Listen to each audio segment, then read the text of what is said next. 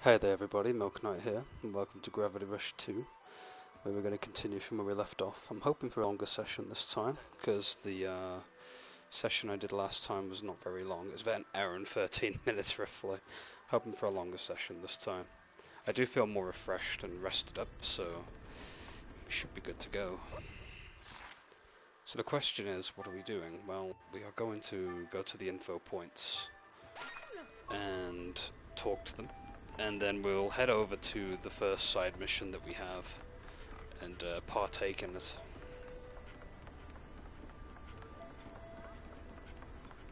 I'm assuming the side missions may be DLC related, I'm not too sure.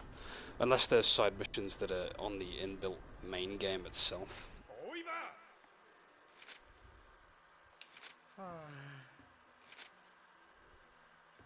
Sui.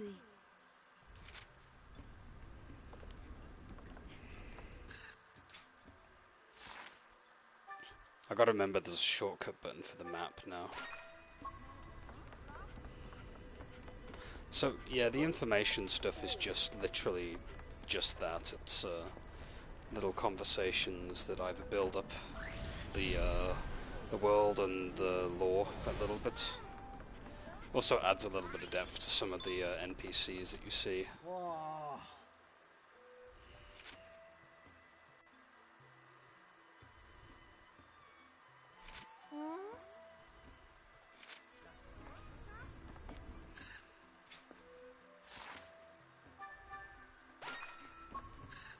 Speaking of which, I've not looked at the power much, have I? Oh, I did last time, yeah. I put it on fighting last time. I'll obviously do some more as we get more gems and stuff. Out of curiosity, I guess these are the crystals that are keeping us afloat or whatever.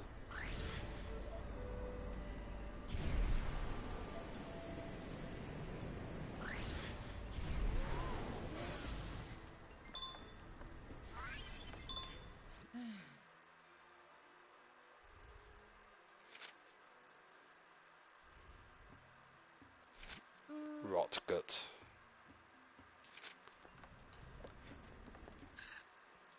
Interesting term.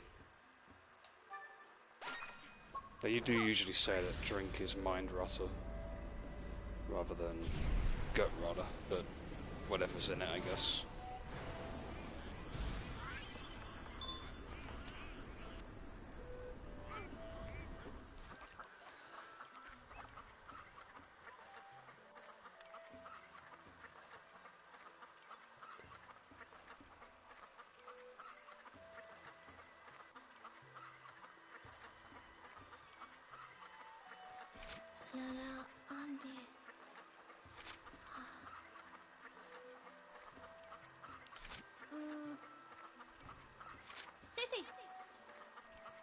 Sissy.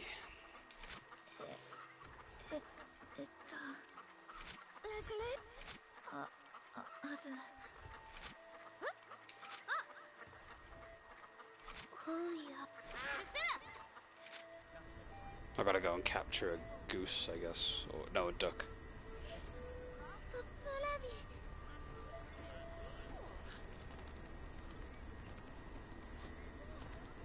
Oh dear.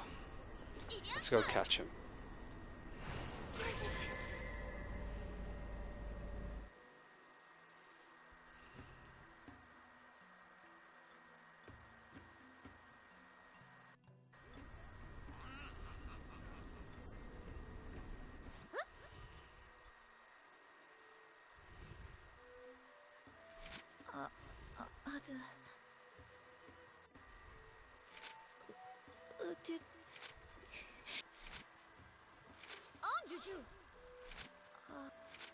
So I gotta get a doll back in the ducks.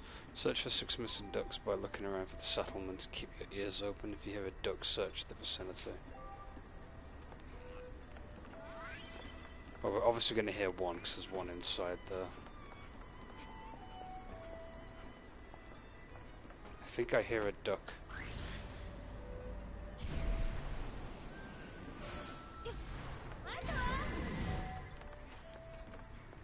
Oh, they're automatically captured when you capture them. don't have to do that gravity pull anymore for them. Like in the first game where you had to literally pick up everything.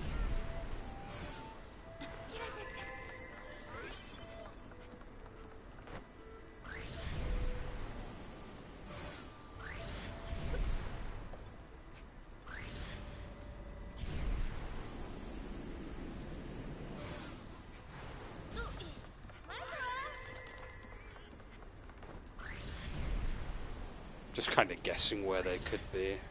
They're obviously going to be scattered around.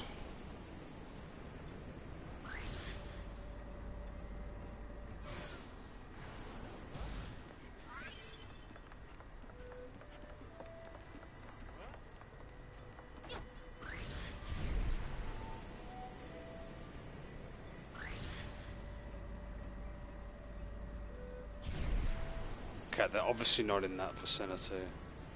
They're obviously in the village only.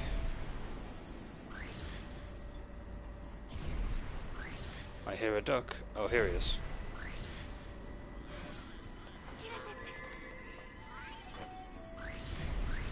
One over there.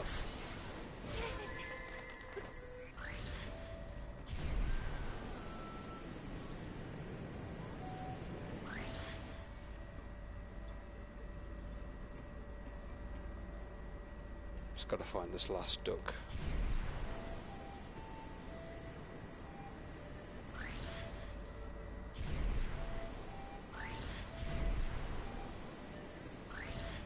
I think I hear something here.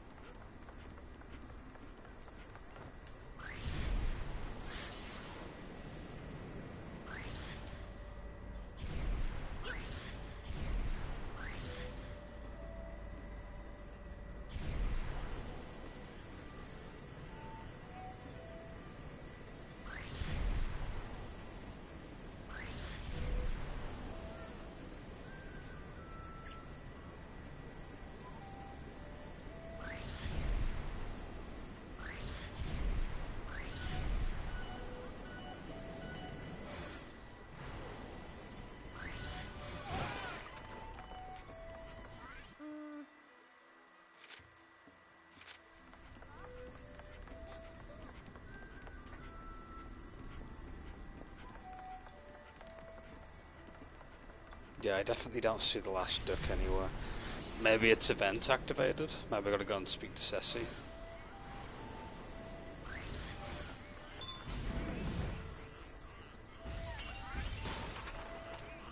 Sissy? Rabbit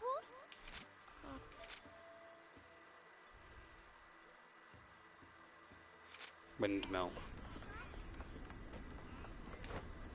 I wouldn't have bothered checking there actually. But let's go. Oh, there it is.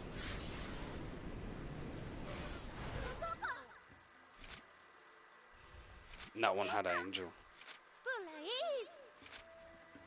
Naughty duck. Sissy!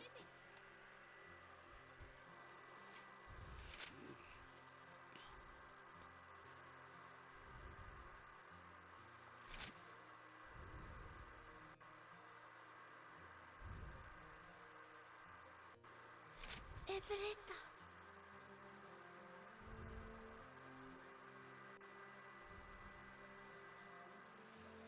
Oh?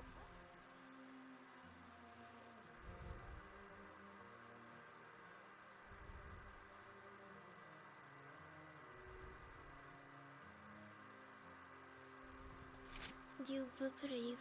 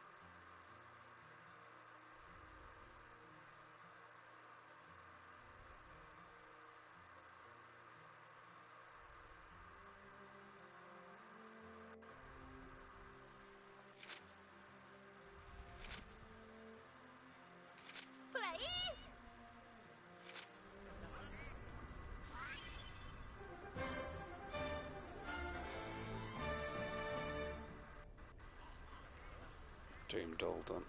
Okay, that's that side mission dealt with. And we don't have any other side missions going on for the time being, so we're going to go to the main plot now. That's how the gameplay flow is going to be, by the way. If I see a side mission, I'll do it. Then do the main plot. As well as any info points along the way, because I did those in the first game as well. I just hope we don't have a DLC that was as bad as the military-based one. I'm keeping fingers crossed. Anyway.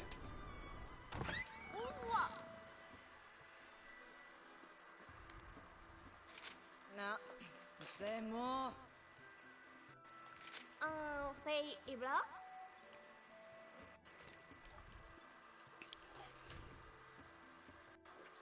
One good trip we could pay off Mr. Mustache. That's true.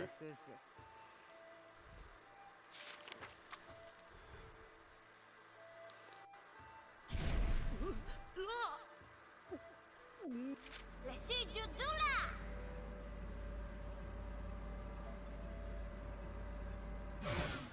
Just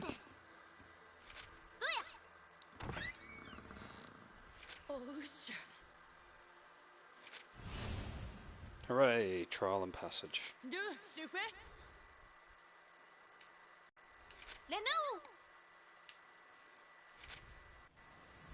I like how now we've got our powers back, that like we're back to being independent cat again.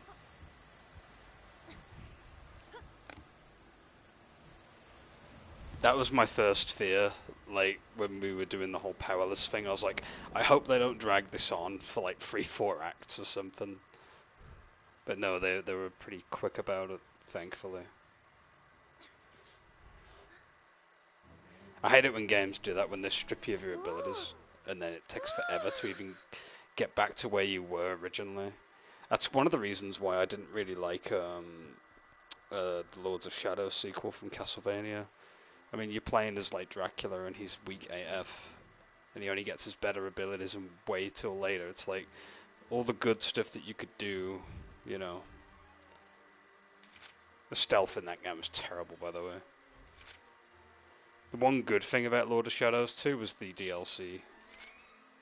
Mainly because you got to play as Alucard.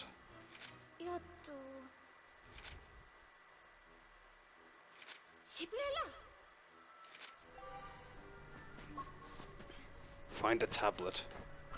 I guess not the medical kind.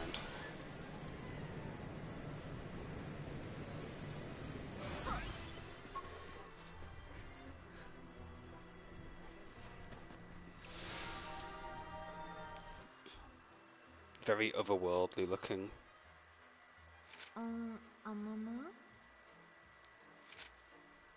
Defeat your enemies to reveal the path. Bit literal. Hooray, we whiff.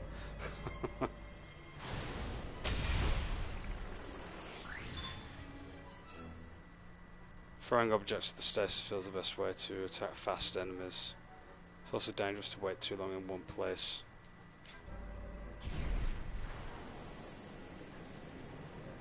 We'll do the stasis field. They've got some cactus here. That'll be quite spiky. Whoops. Oh wow, they've actually fixed the issue with stasis. Yeah, before if you held anything and got hit, the item floating would be would act like it had been used. Luckily they fixed that in this one.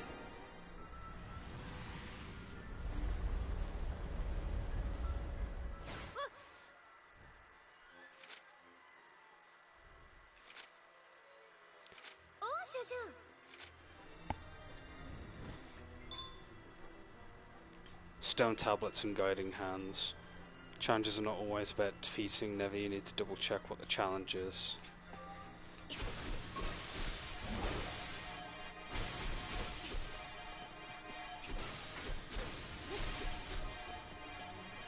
I'll be making sure we get plenty of ore, by the way.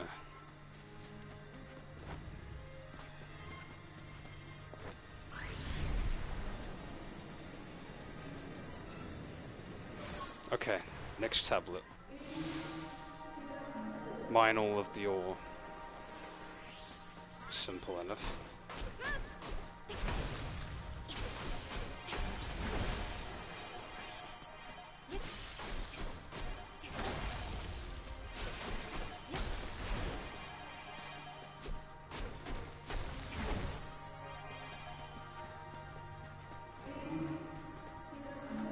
Oh, there's some down here.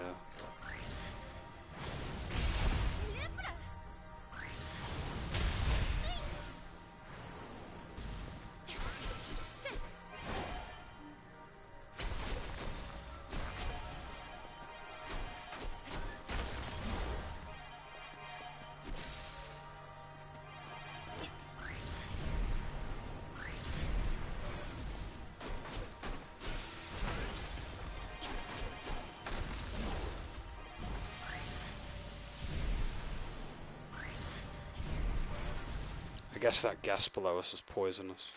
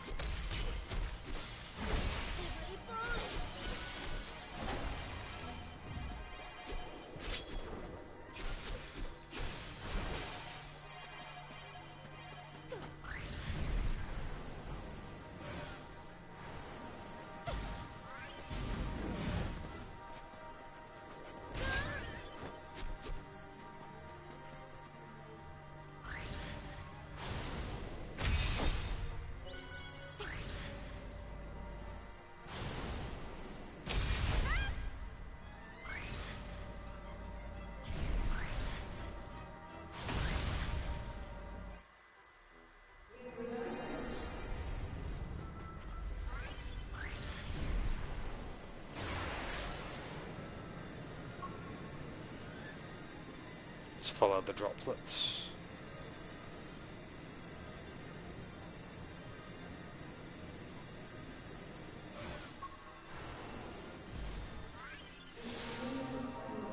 Without shifting. Does stasis count as shifting? No, it doesn't. Okay.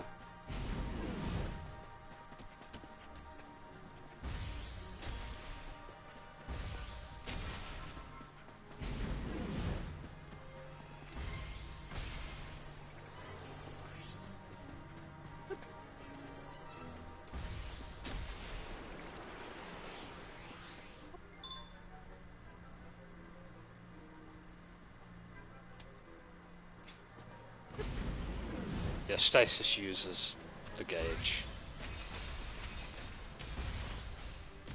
Oh wow, she ping-ponged them. That was awesome. Collect an SP gem to instantly fill your SP gauge.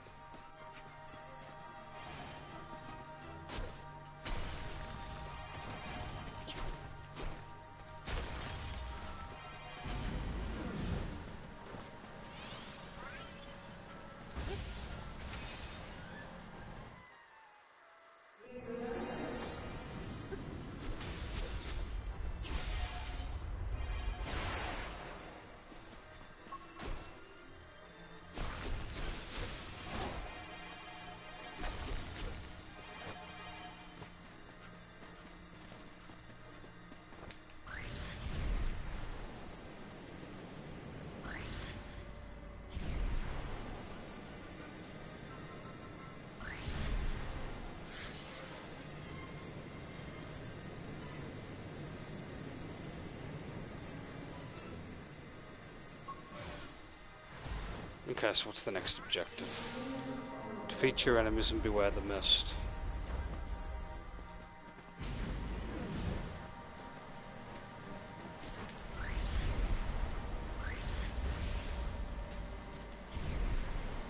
So I gotta stay high.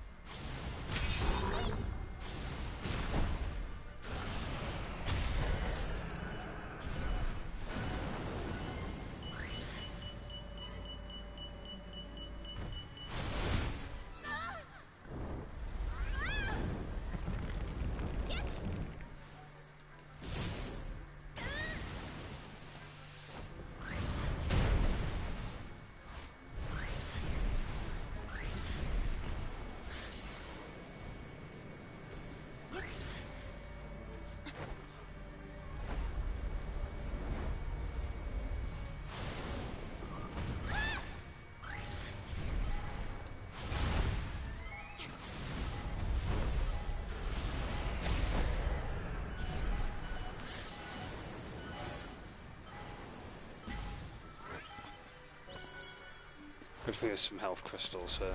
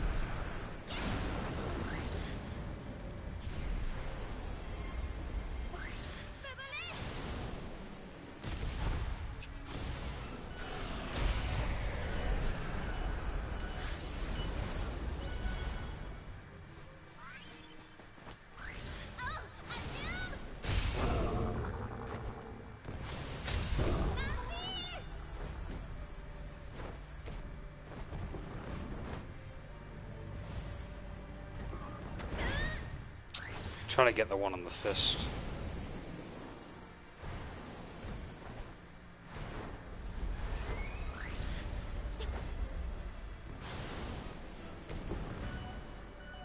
That's really annoying. I'm trying to like hit it, but I keep moving past it.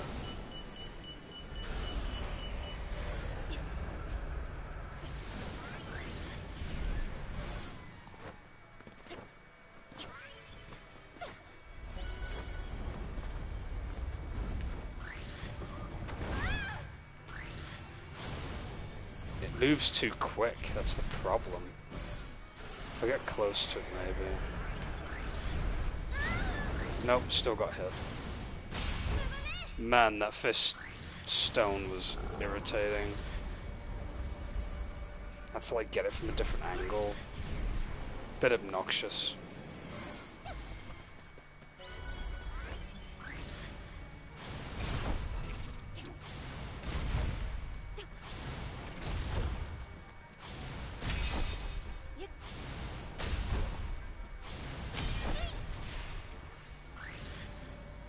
Last one.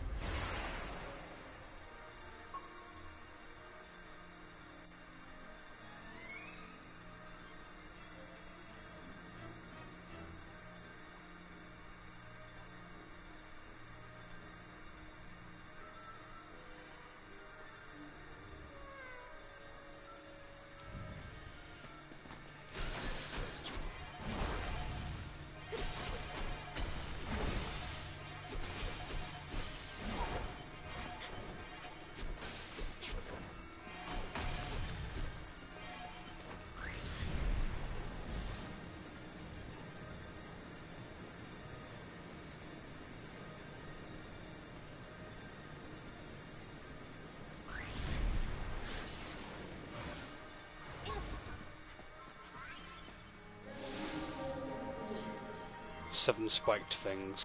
The cactus.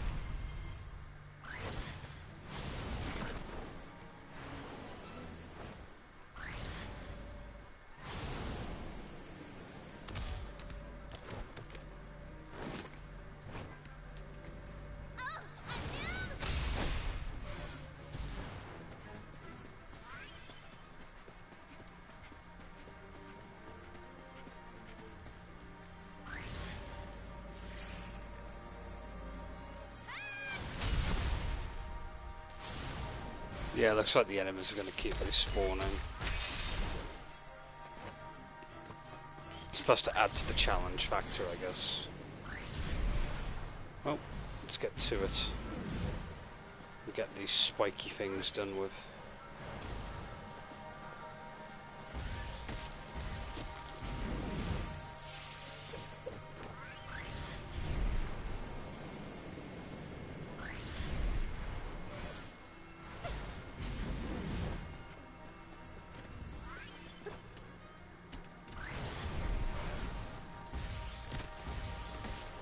One more left to go.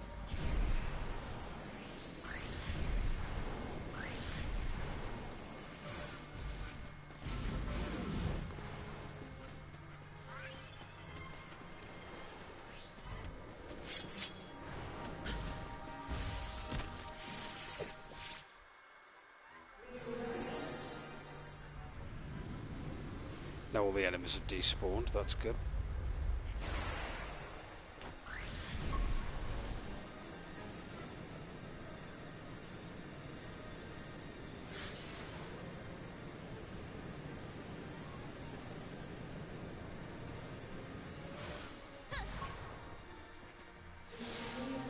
Quickly defeat them, time-based.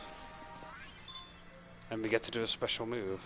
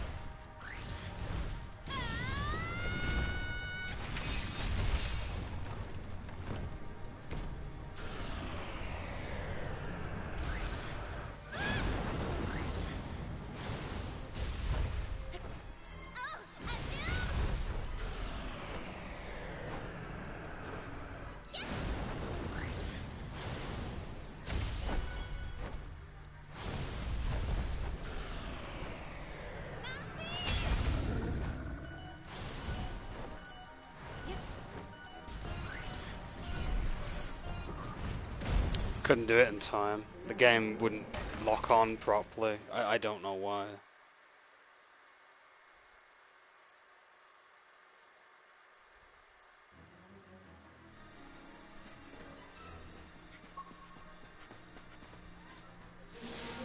Yeah, it wouldn't lock on with the claw properly with it, which was a bit weird. Like, it got stuck, and I couldn't get the rest of the orbs because it kept knocking me away, so... I hate this type of enemy already. I just know it's going to be a pain to deal with.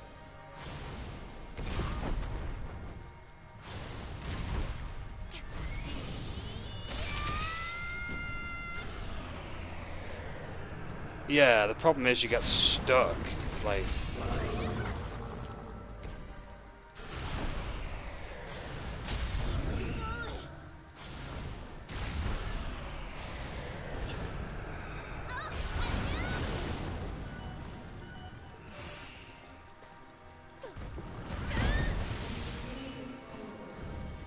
trying to defeat it as fast as possible.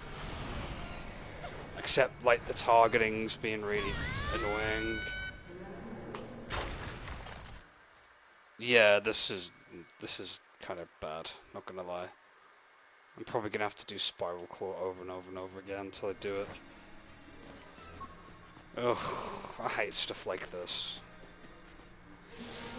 Time challenges are never fun, to be honest. Not everyone wants to be a speedrunner.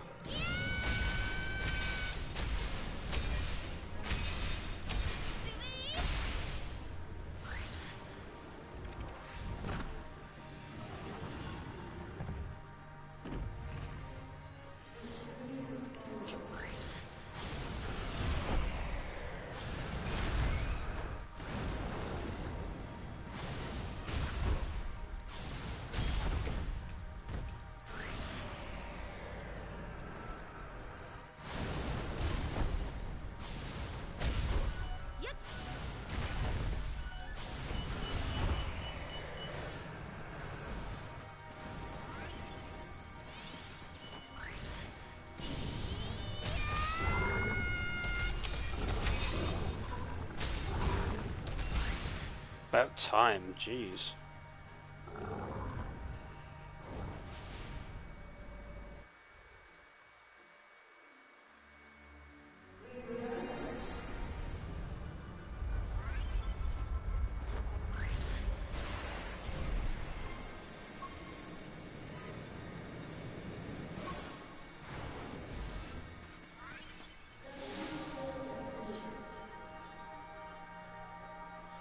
Race down to mine the ore, I guess.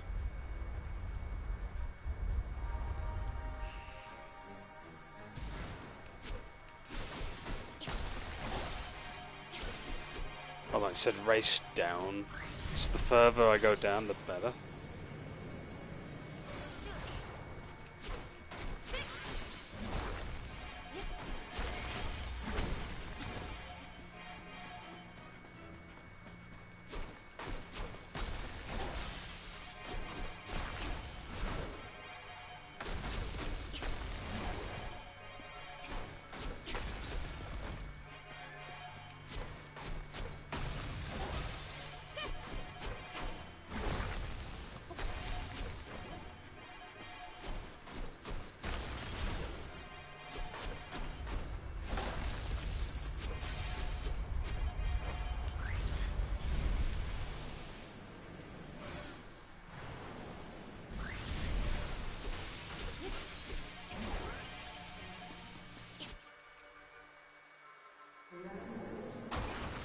Spent too long down there. Okay, maybe not going from bottom to top then. Maybe top to bottom. Gradually. I mean, I'm not too sure. It just says to mine ore, so it's got to be 30 pieces of ore, not all of it then. I was under the impression I had to do all of it.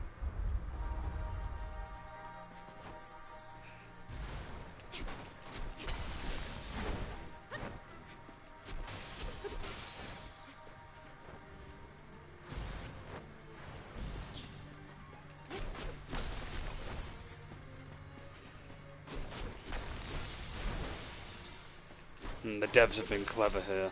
They only give you like health and blue gems down here, so you can't mine this over and over again, if you pardon the pun.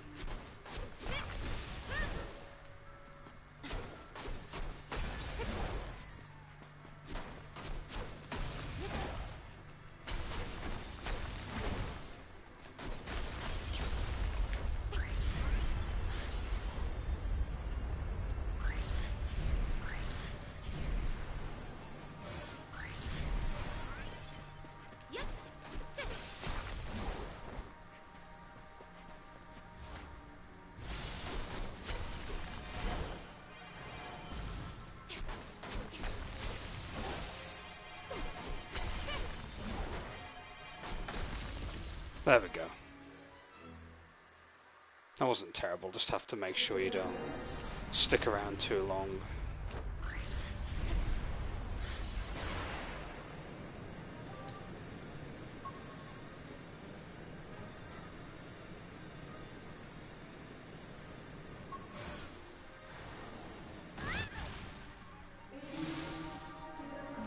Follow the ground. Oh, we're doing the sliding. Oh, it's only one button this time. It's the L2 button. Better than both shoulders.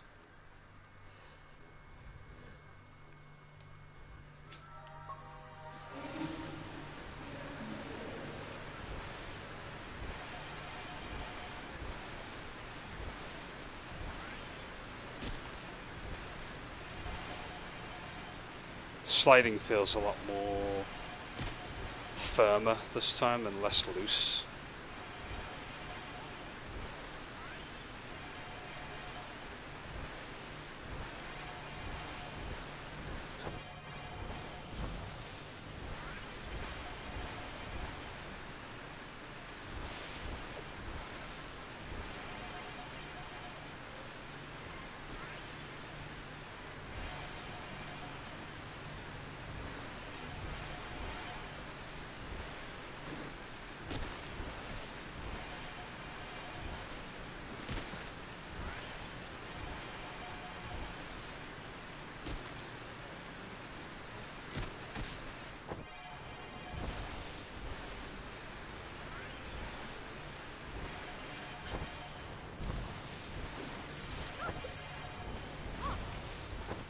this is getting a bit intense.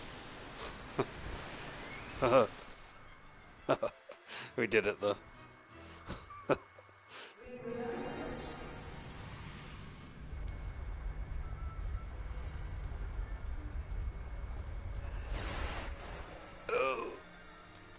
I need to stretch.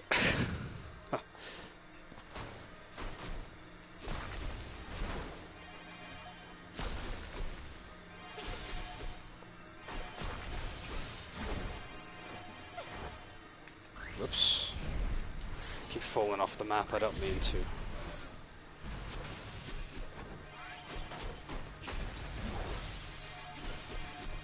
Sometimes she gets a bit too carried away with her kicks.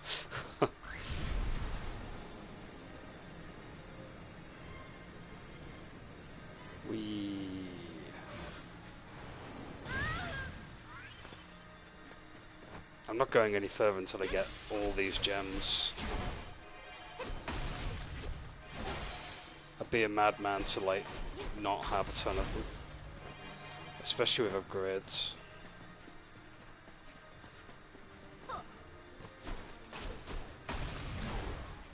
I mean, I'm in no rush to complete this really. I mean, we've got an entire like campaign to do with Raven as well after I'm done, so we're in this for the long haul.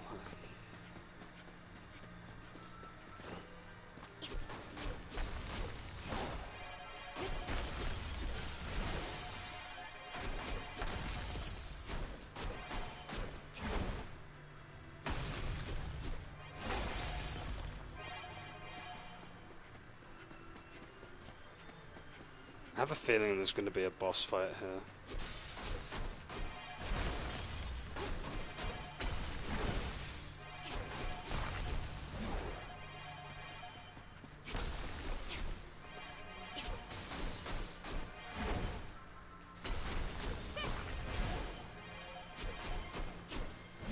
Like, you mean to tell me all of this is down here and there's nothing protecting it?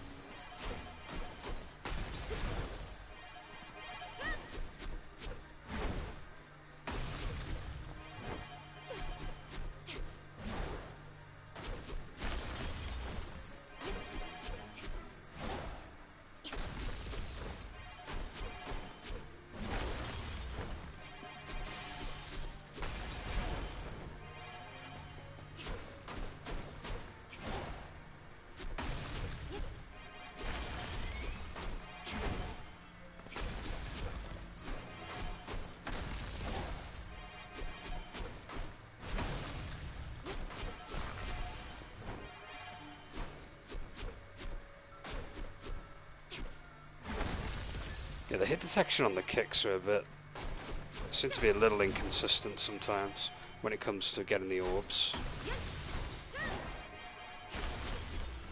Like sometimes I swear I'm kicking them. Right, power up time. Right, where's my gravity usage? Stasis field.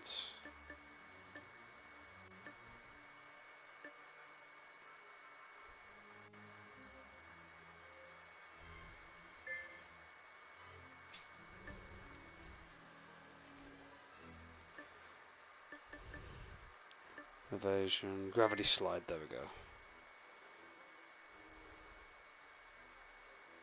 No, that's gravity sliding. I mean, like, general usage. Maybe usage decay is different now.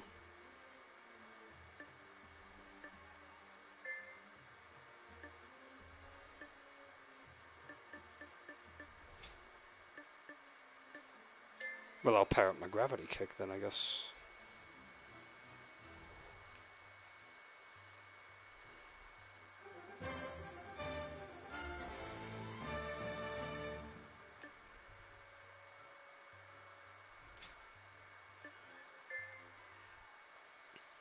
I'll also increase my stasis.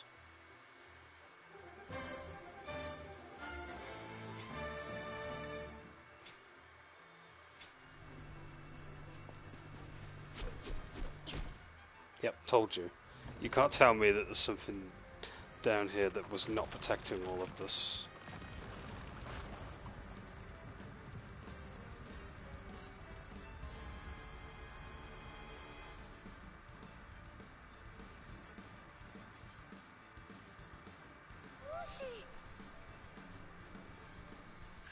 So that thing's pretended to be a pile of ore.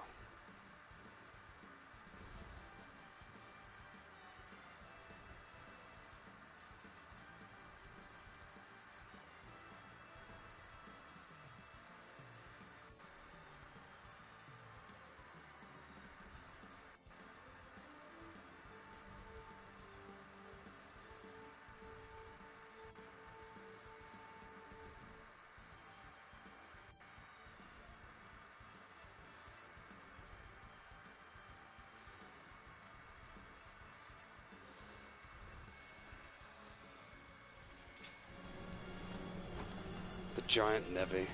I wonder what we have to hit. I'm going to use stasis on it.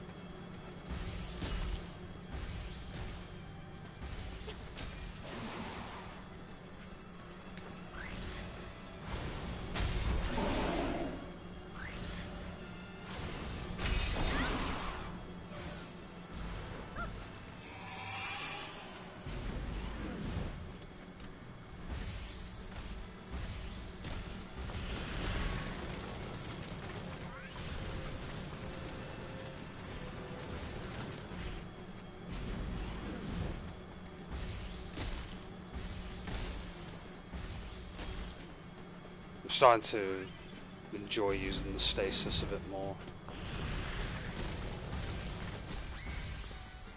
Hooray, we get to finish it.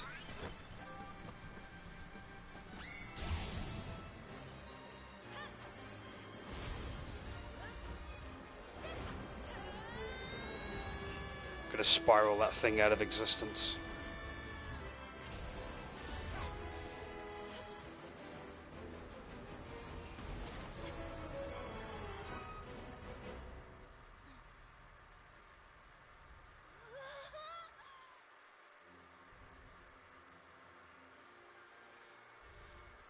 Que se obre.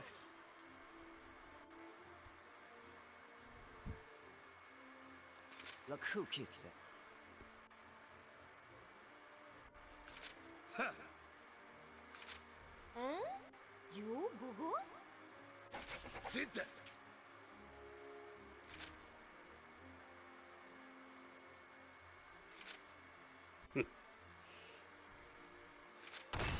Ish. Les nerfs. Oh, you?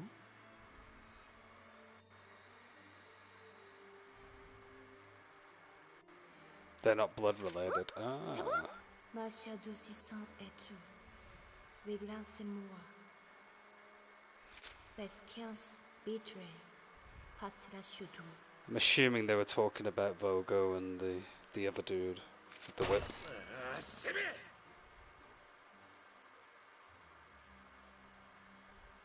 I guess they're like stepbrothers or something. Noir Rochery.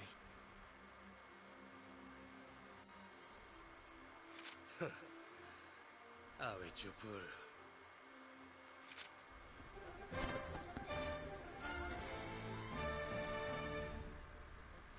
My first talisman, equip it from the main menu. You can equip talismans to obtain a variety of powers.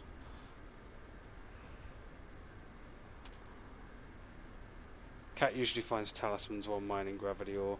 You can also obtain some as rewards for completing events or treasure hunts. When mining, talismans are earned after Cat brings back talisman stones for appraisal. Head down to the mining site, talk to Misai, who's usually found near the boat of the crane.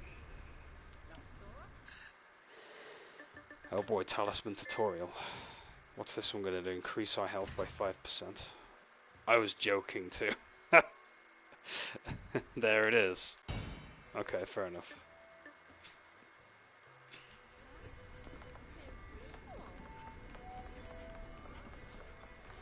I'm so used to like RPGs usually giving you like a starter version of something. It's always something innocuous like 5% health increase or like 5% mana or whatever, like stuff like that.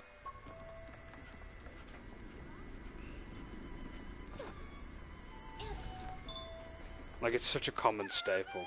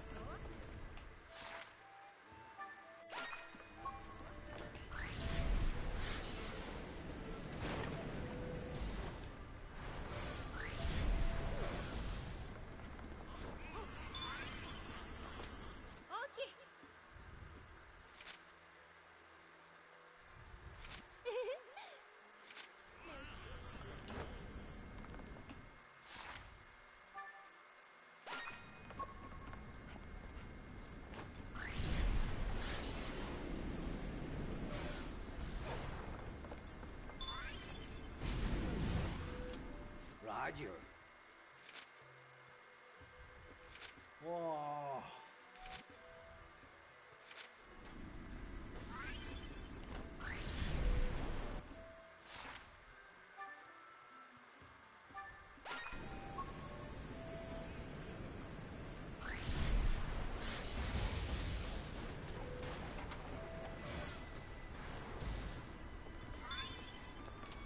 Rakere.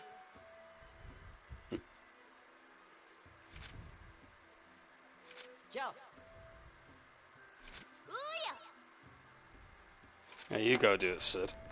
Lazy so-and-so. Right, fly me to the storm, so that's the next mission we're doing.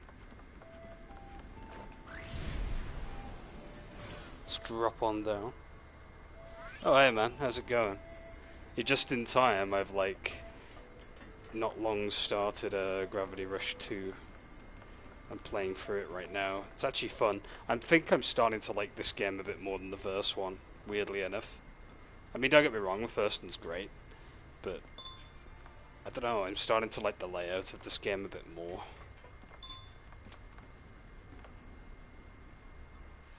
Cat. Surveyor mining site, okay.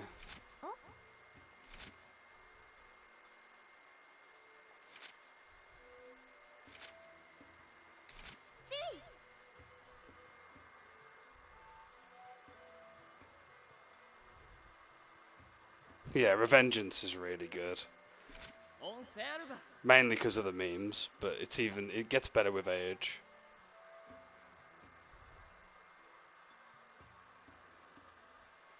I wish I could play it, to be honest. The only way I could probably play it is on PC. And the controller support isn't the best for it. I think it's partial controller support. It's times like this I wish I hadn't gotten rid of my 360, but it is what it is. I kind of had to, I didn't have enough room for it, so... Plus my PC hard drive's like pretty much full, near enough. So, yeah, if I plan to install it, I'd need to make a lot of room. I don't blame you. That's when Platinum games were at their peak, to be honest. Like, they were at their peak at that point. They've kind of dipped a little bit since then, though. I haven't even bothered with like Bayonetta 3. It's on Switch anyway, and I don't really have a Switch yet, so... I mean, I played Bayo 2 and it was okay. Just wasn't as good as the first one, in my opinion. What else did Platinum Games make? They made Anarchy Reigns as well. That was a good game, but it's just a shame that no one really cared about it. Then they did a few other games that were tie-in licensed games. I think they did a Legend of Korra game. I never got to play that. I heard it was okay. Wasn't their best work. Thing is, with Platinum Games, it's very iffy, the quality. Sometimes their stuff's really, really, really top tier, and then sometimes it's just kind of you know. Vanquish is another good game by them, by the way. If you love like third-person shooters and you want something that's like on steroids, Vanquish I highly recommend. In fact, a lot of third-person shooters these days, especially dev teams, should sit down and literally study Vanquish and how its gameplay is handled, especially if they want to make something frantic and fast-paced. In fact, that's what a lot of third-person shooters are missing these days, is that like kinetic sort of energy that you get from them. Vanquish does that a lot, and it does it so well. I heard a rumor they were going to make a sequel to it, and then they never followed through with it because, well, reasons, I guess. Which is a bit unfortunate. Also, the game's like cutscenes play like an opera at times, like an opera drama. Like the whole game is an experience. But yeah, if you've never played Vanquish, I suggest picking it up when it's on sale. It's very, very good. I'm actually thinking of getting it myself at some point in the future. Probably after I'm done Christmas shopping for everybody, and I've got a little bit of money left over. I'll probably get myself a PSN code and download it. Actually, I'll have a look how much Vanquish is now. Even if it's not on sale, I think it's pretty cheap actually. I've got to go to PSN UK to do this.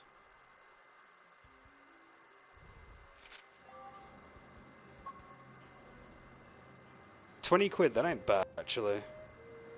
Yeah, £20. It's probably better to get it on sale if you want to be super, super cheap. And probably get it for like 15 quid or something. Oh boy, we're navigating our friend with us.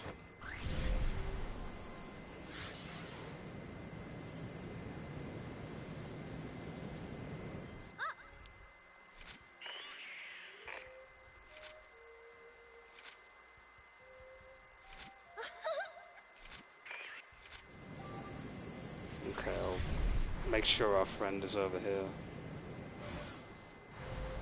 You can chill out just over here, actually.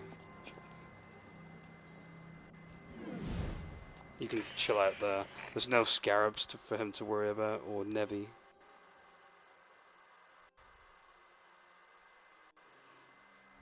Sundown is annoying if you don't like focus at the right time. Like if you're too hung up on mashing, you're going to have a bad time. What's your favourite boss fight in Revengeance, by the way? I'm actually wondering.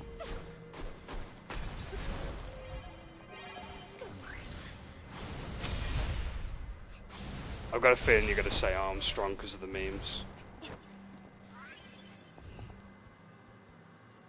Knew it. I had a feeling you were going to say Armstrong. I mean, don't get me wrong, Armstrong's a great boss. I think on a fundamental technical level, I think Monsoon's my favourite. I love the fact that that boss fight's all about parrying and getting good at it. In a way, he's kind of in a way, Monsoon's kind of he's kind of like Credo actually in a way. Yeah, I guessed right. We're not getting this IE until I've got all this ore picked up. Yeah, I like Monsoon's fight. Mistral's fight's pretty low-key cool too, but it's pretty forgettable, Mistral's fight though. I'd say that out of the bunch, he's definitely the weakest in terms of the boss fights. She's not as memorable as like Sundowner or Monsoon and Armstrong, for example.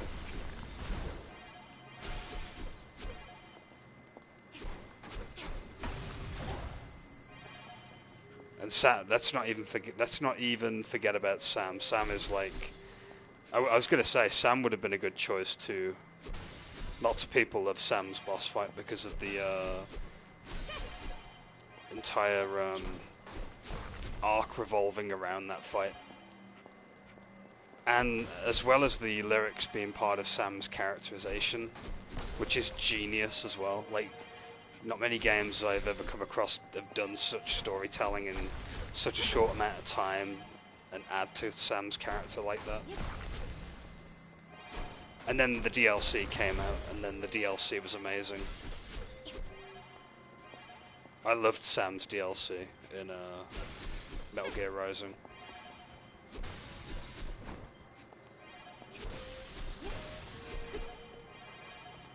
Actually, another little fun fact, the main character from Vanquish, another reason you should play it is because the main character is very similar to Sam, actually. He's got the same sort of like bodysuit and everything. Similar mannerisms, but he's not as cocky as Sam. He's more, I suppose, Solid Snake kind of personality.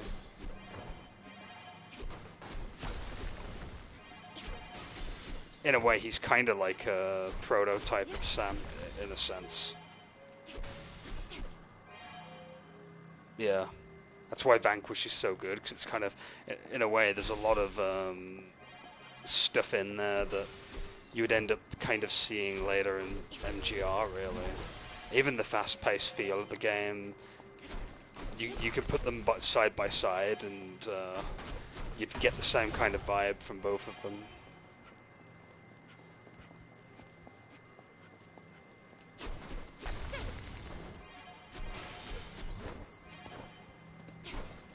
If you are going to play Vanquish, though, I suggest playing on easy first, and gradually getting your way up to it. Because normal and hard just are curb-stompingly hard. Like, they're brutal.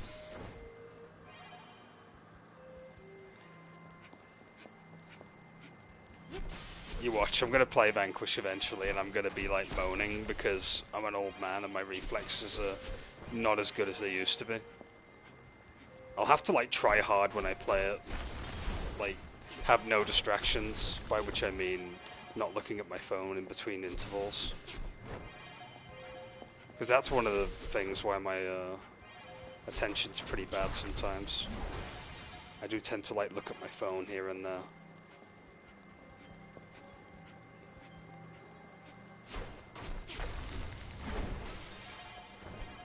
I know this is a bit boring, but I kind of need to pick these up. I get more orbs, well, I get more crystals, which gives me more of a capacity to upgrade my skills.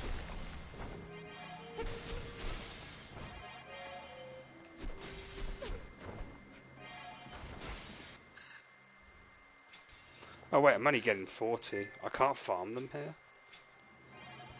I guess the game even knows about that then.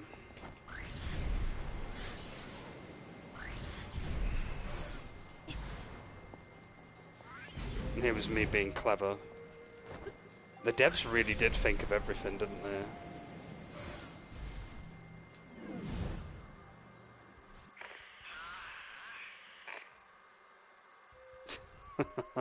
Yeah, he does. Completely destroys him in some parts of the fight. Played college football, you know, at some cushy Ivy League school. You don't fuck with this, Senator. I love those lines, they're great.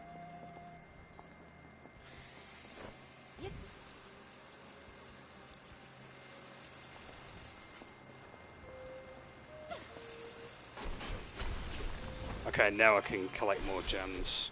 Oh, that's why I couldn't get them in my collection, because we have to do this segment here. Yeah, just the entire boss fight's a giant meme. It's just brilliant, though. Genius. You know what's really funny? Get a picture of Armstrong, and then get a picture of Jim Cornette and put them side by side.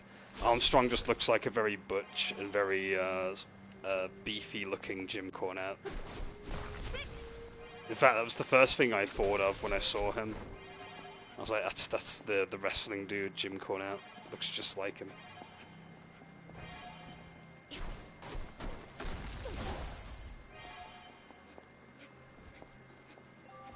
Okay, we can report to Miss A now.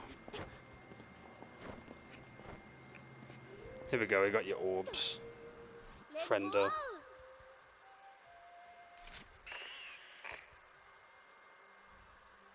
He thought he looked like Jim Cornette as well.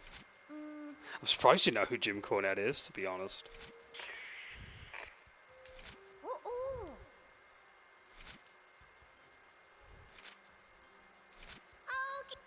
He's always known as the grouchy old man that complains about modern wrestling.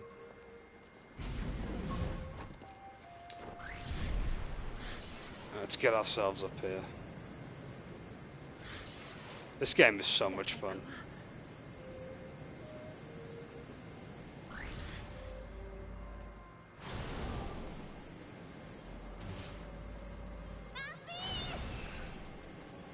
I should put Misai away.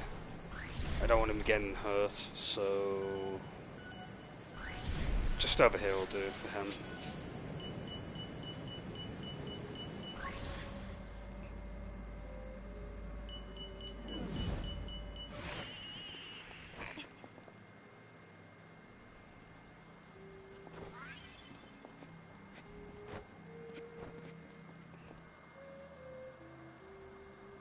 Armstrong versus Naruto.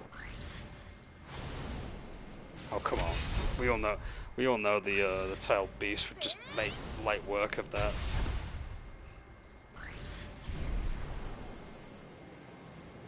Then again, could he actually consume nano machines? That's the question.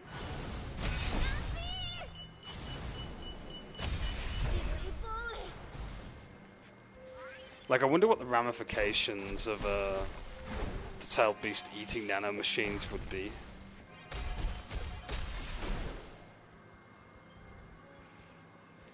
Like, that would be horrific. Just imagine Karame just being able to self-replicate with self-repairing nanos. That'd be like a different level.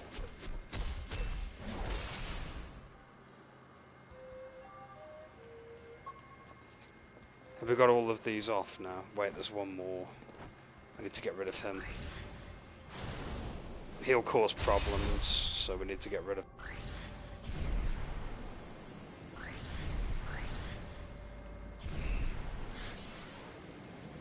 Let's go and get Misai. I feel like I'm butchering his name every time. Right. Here we go.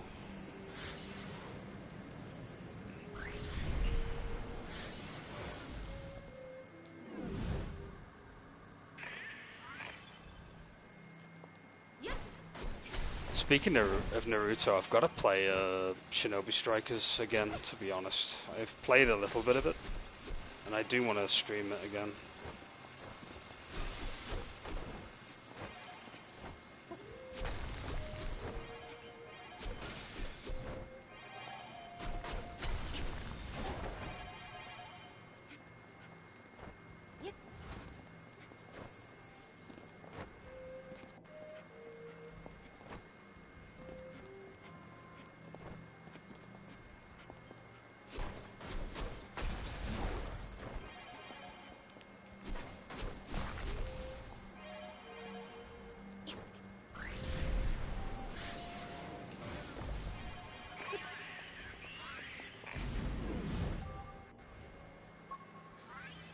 Oh, my eyes are cheap. Ugh. Hate it when that happens.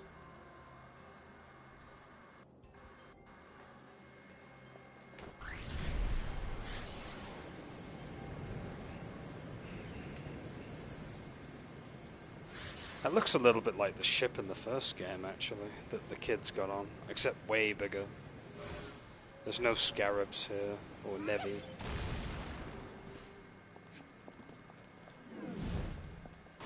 You know what that means? There's probably going to be a boss fight.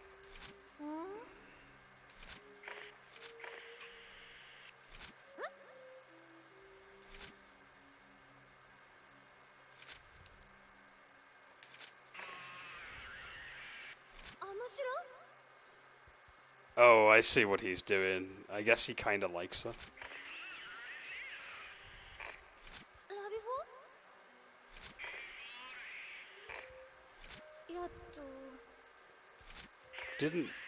Didn't strike Miss a liking cat actually in that way. To be fair.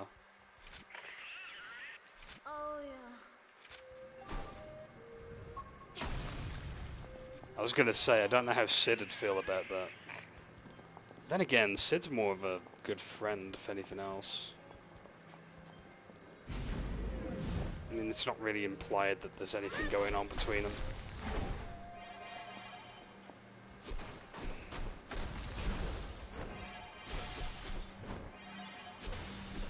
Although, to be fair, the old fans probably do ship Cat and Cid more so together. Probably because Cid's been around since the first game. So, you know.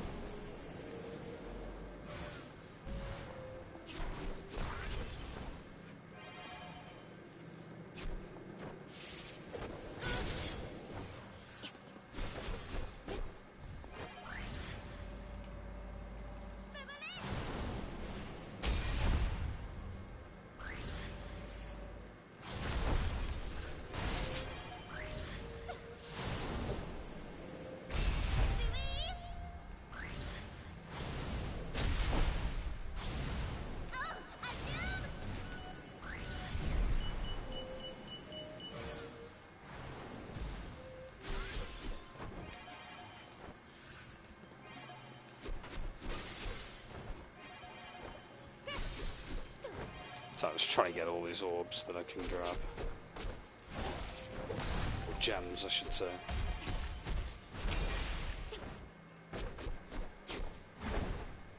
Hit detection's been a bit weird there. There we go.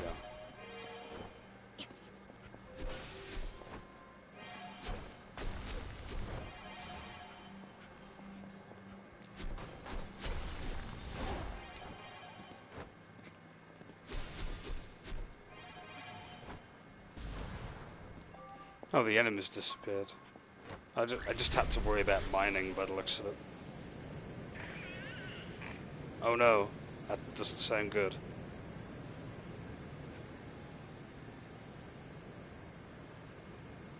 Oh, he's got enemies to worry about.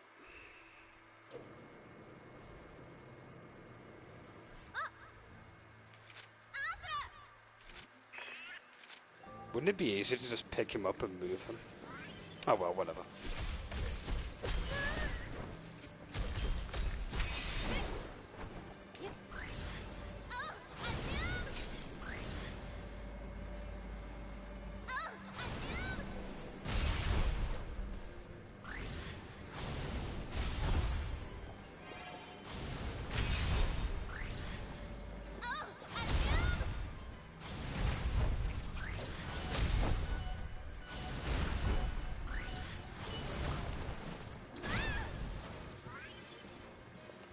This thing looks like an eggplant with leaves.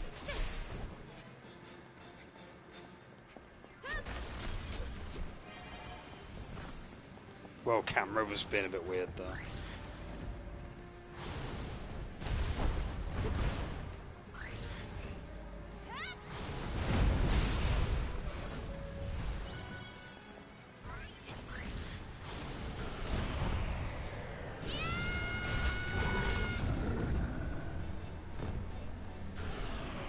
She's doing fang over fang. But kind of look like it anyway.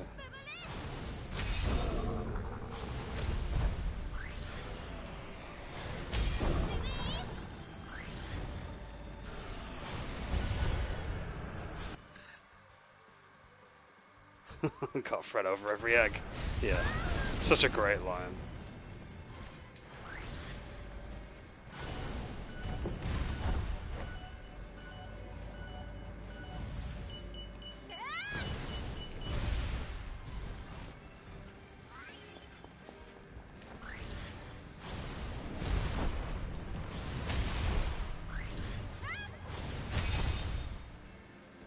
He's got one more gem left to worry about.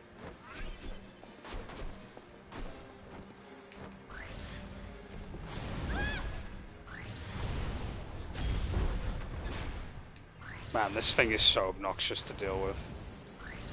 I can see why they put it in as like a boss to test your ability.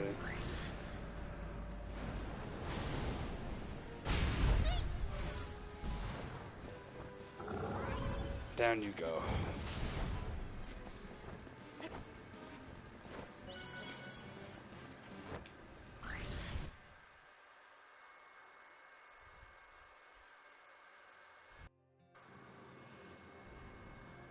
La Lady.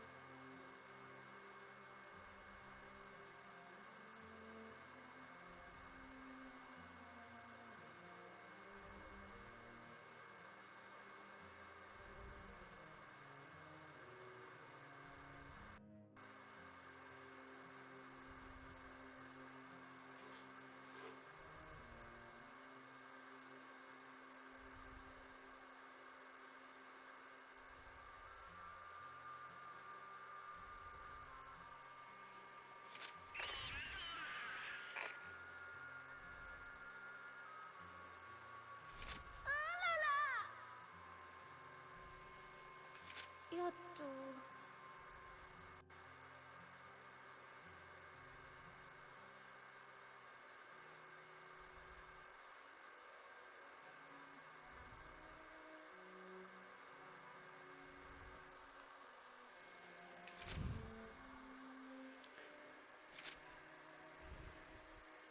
Find the friend. Yeah, I've got to find Raven.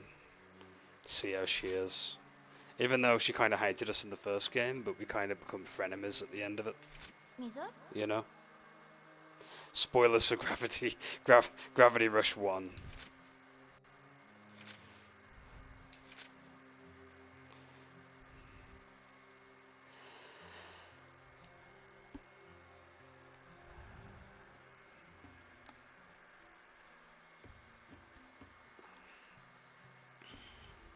Fancy some bloody M&Ms or Smart. No, I don't have any.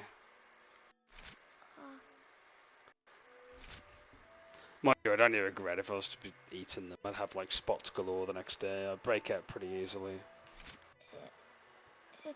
えっと。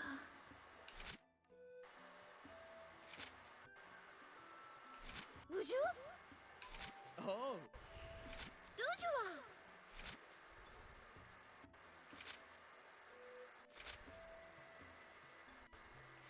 ほら。大きい。あず。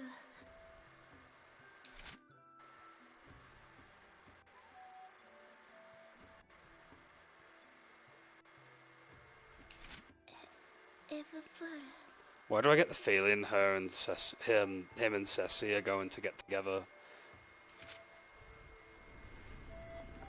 Actually, that would make more sense, to be fair. Ooh, talismans.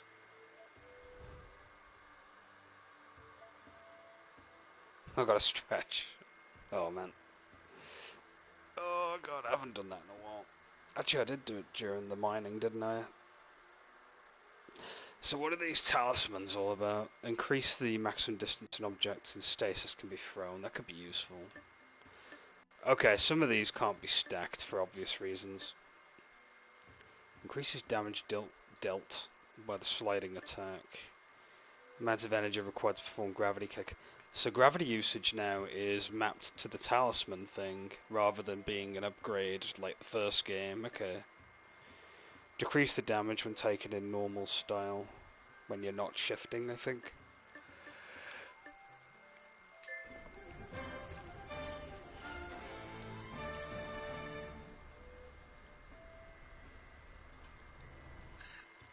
Let's have a look at the talismans we have. How many can you equip at once?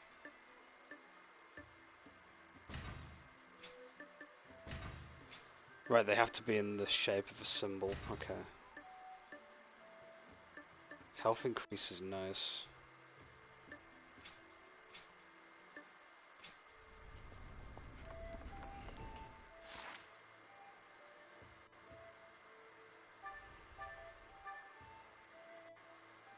Banger mining boat. What happens if we go to the mining boat? Do we just get to go on mining missions from there?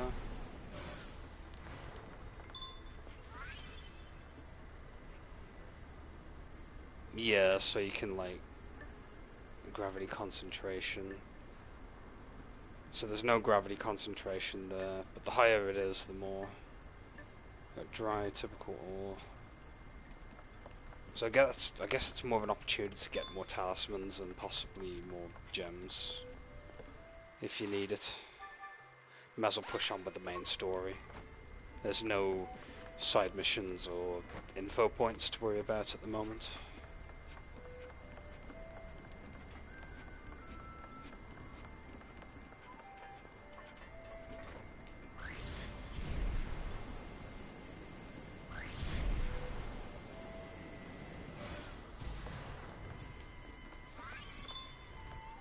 Dog without a collar. I always pronounce her name as Ceci, but the way they say it sounds like Sissy. So I guess Sissy is the right pronunciation.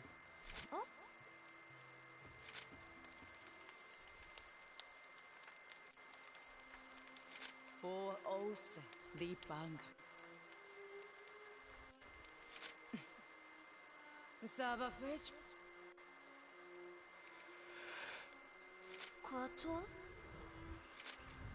Brera, Zeruga Parala. The Laiho tribe were once proud rulers, sacred Jurgaparo Laio, until invaders came.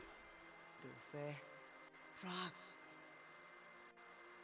Tricked ancestors and stole the cargo, our heritage, created counts and started a war. Shiamone Lao, Dus. So they became a wandering tribe as a result. And they need their former glory back. Shreve Yakui, Velite.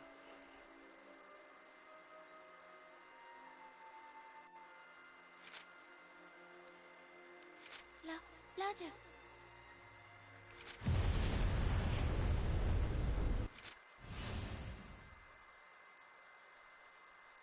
Wow, olla leila.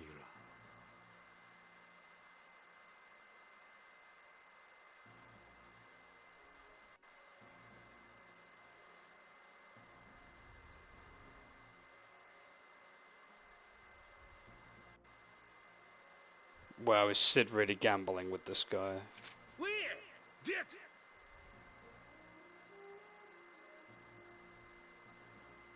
Mopras! Loaduse!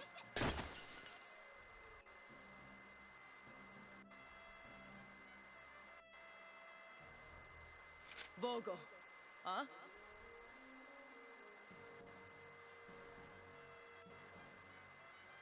Fei Ibra?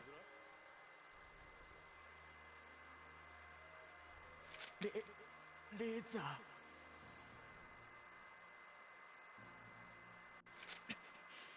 Oh, yeah.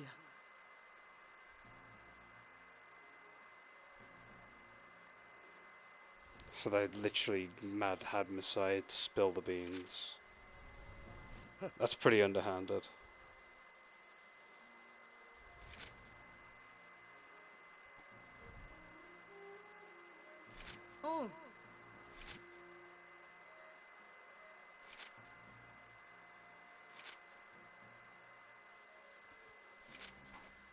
Person who knocks down 10 targets first wins.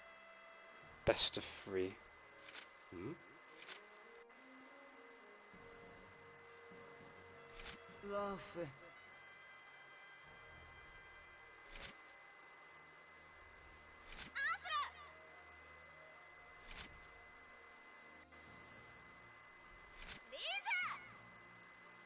Cat.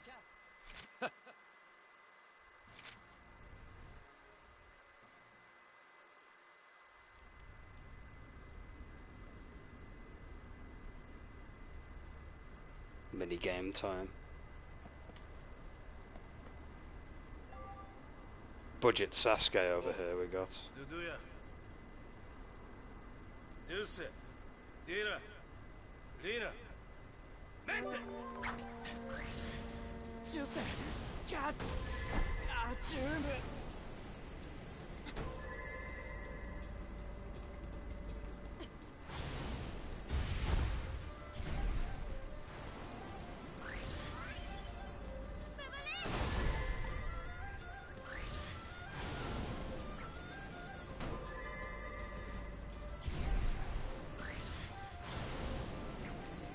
You got to that one before I could.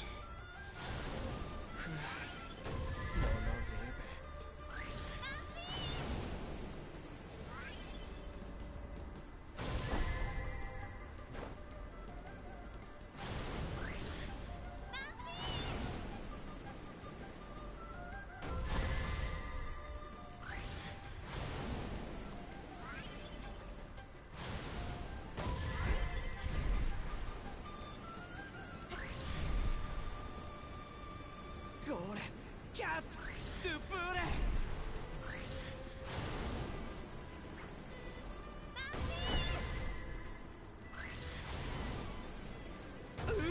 There we go. That's round 1 in the bag.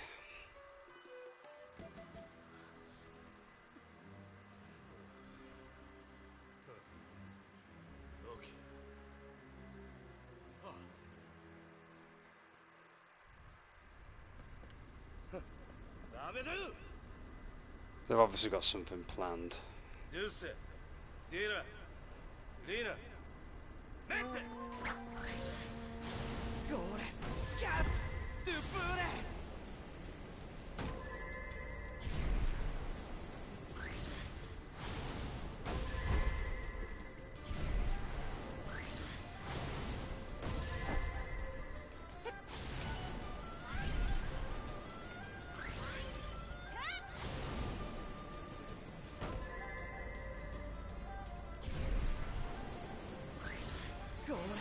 Cat. Du burde.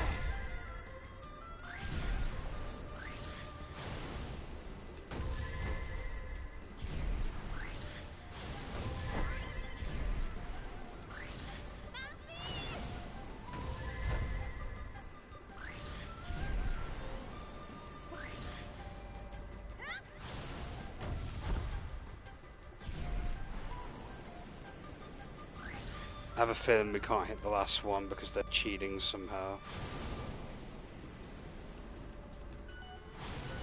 Yep, told you.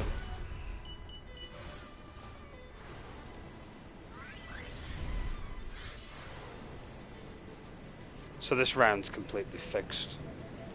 Nothing we can do.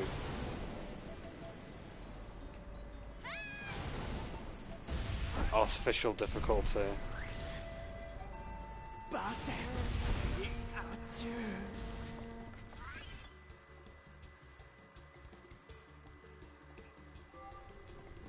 Okay. Orata! Dulce. Dira. Lina. Mete! Najere. Banga.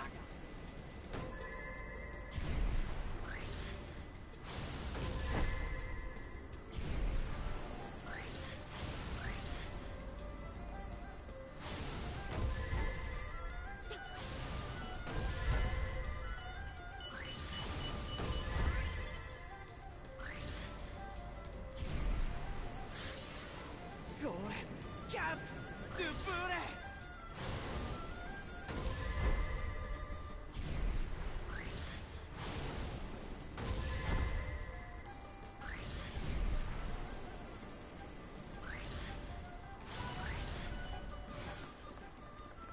Yeah, they're cheating again, aren't they?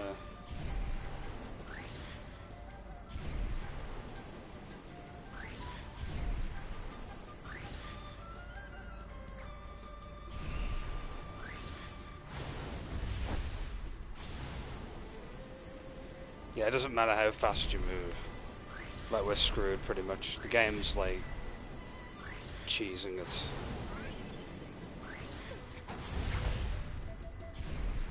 We're gonna get blamed for it, no less.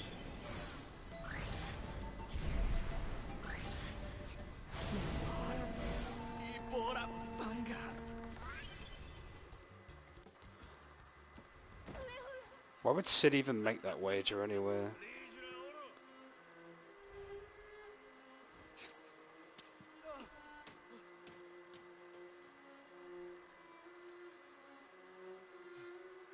Interesting, it looks like a PlayStation Move controller.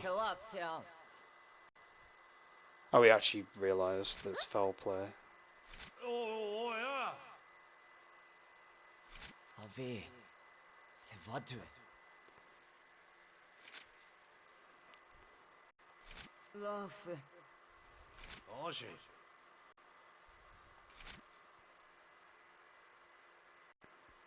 Barak? Is that how that's pronounced? けば Different minigame this Nice. time.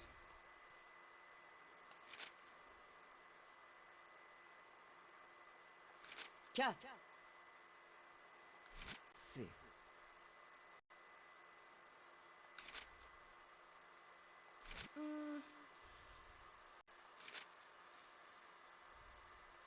Dusty.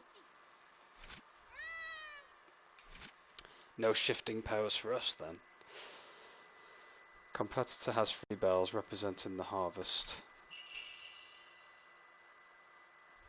Okay, 3 bells. The one who takes all 3 bells from their competitor is judged worthy to go. So it's like the bell test from Naruto, kind of. Except done against your opponents, I guess. That's interesting. He even looks a bit Sasuke-like as well. That's kind of funny. I wonder if they did that on purpose. Probably not. It's a good coincidence, though. Tu sais. Edge. Sega. Oh, Akura!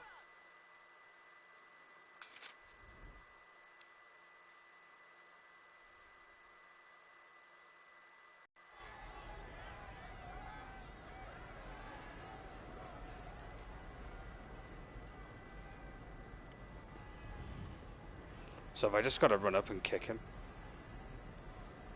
It's not going to be that easy. ジュセキャットあジューム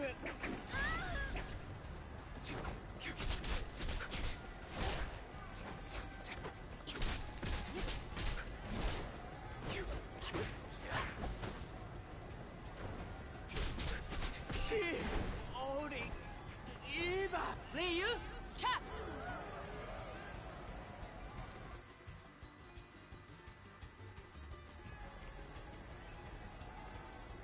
Oh no! キャットドゥプレ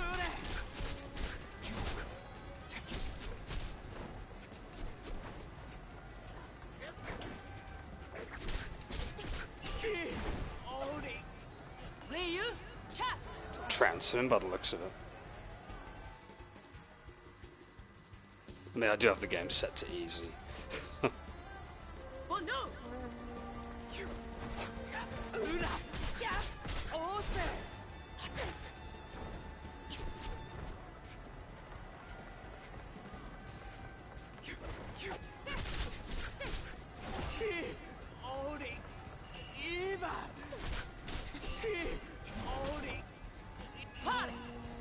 There we go.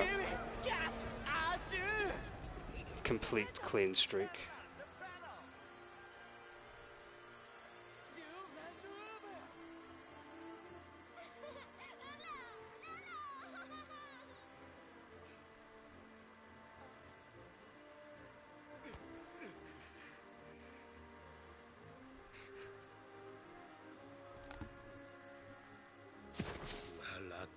Professor Liu.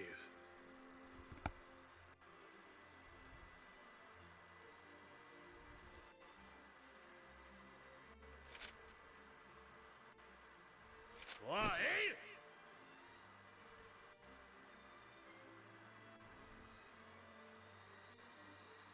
مواد شجمور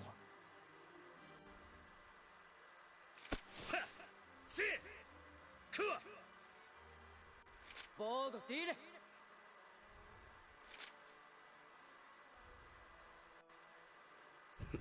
Yeah, I've got a feeling he's going to, judging by that look. Avi, Josette. Tu servi.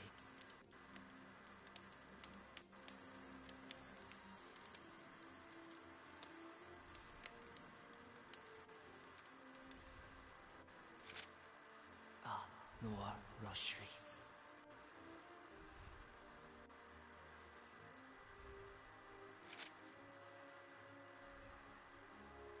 Bogo. Foes. Fez vivo. Juduleit.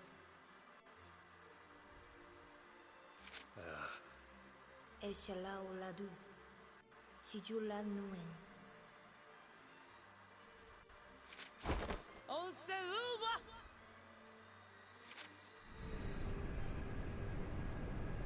Lavaku.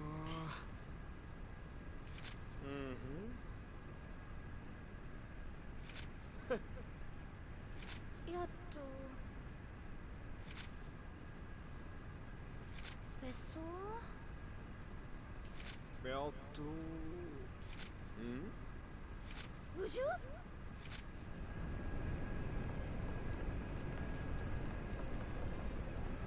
Ooh, new location. Jurga Leo. Looks kind of cool.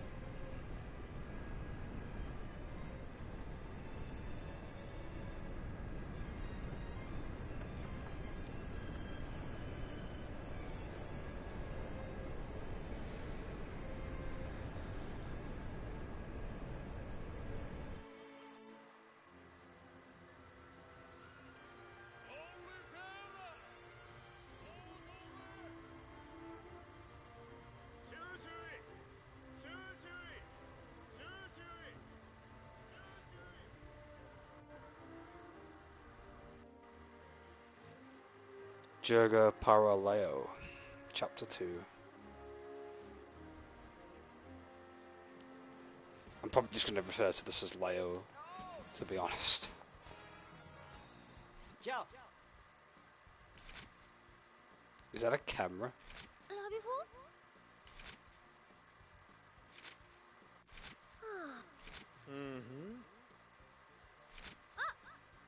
Gimme. Shui.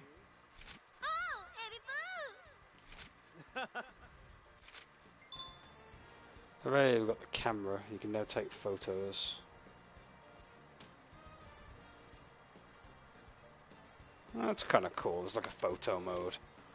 It's if you're connected to the PSN network, you can review for photos online. Not anymore. They got rid of that service a while back, actually. I think they actually ended it in like what 2020. I think. I'm not too sure. I know they ended one of the services. I think this is the service they finished.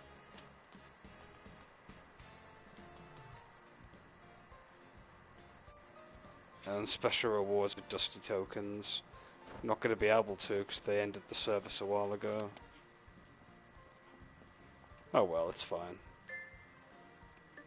You can also change costumes. We'll get to getting the costumes when we do the DLC packs.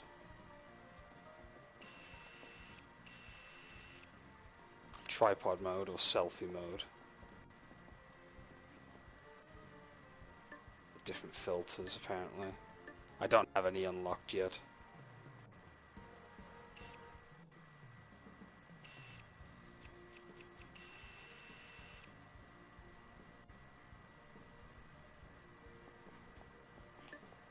Retro. Yeah, just that and retro I have. Zoom out, take picture. Okay, it's kind of a neat little feature, I guess.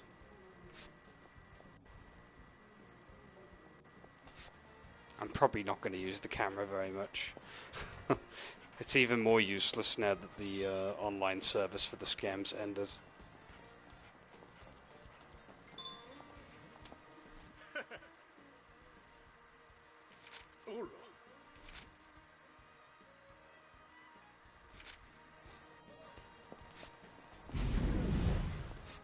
That was the first person mode.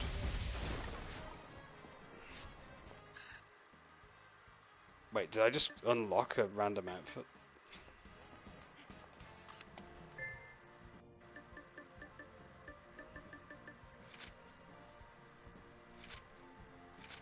Oh, okay. I guess they already installed the DLC ones. I'm assuming there's other costumes to unlock then in the main game, which that's pretty neat. The military uniform's still here and the maid outfit is. And the cat suits as well. That's kind of neat. I feel like there's one outfit missing from the first game. I can't remember what it's called now. Oh, it's bugging me.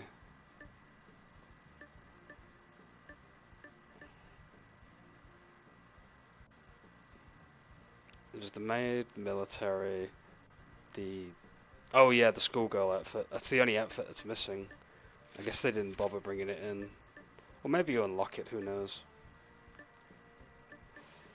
And then out of the other ones, we've got Dark Angel, PSO2 Crazy Kitten, which is a Phantasy Star online collaboration outfit. I've played PSO2. I can't remember who Crazy Kitten is, though, to be honest. I think she's one of the main characters in the story. And you got good old 2B's outfits.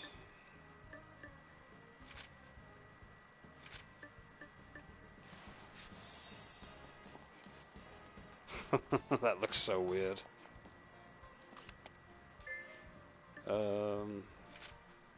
Let's have a look at the 2B outfit.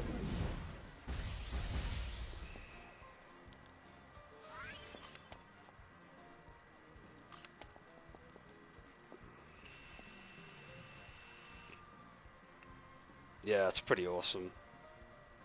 Looks a bit strange with Cat's hair, but it kind of works, I guess, since it's like collaborational. You got without the visor as well, that's actually really nice that there's an option. Dark Angel looks cool. It's like a palette swapped version of herself. I don't know if that's based off anything. I don't think it is. It's like when you play fighting games and you have someone play as player 2, or the player 2 color outfit. Oddly fitting, actually. We're gonna go back to the regular outfit though.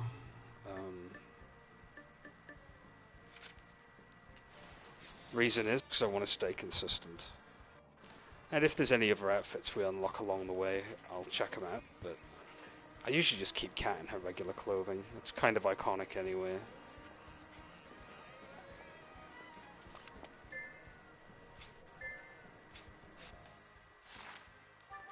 Oh boy, we've got Info Point Central. And we've got 2 side missions to do here too, which will be nice. Let's do a little bit of intel gathering then, and speak to people in the info areas.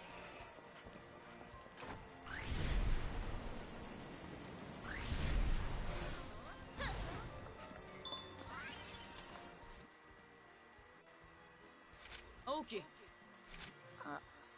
Cat.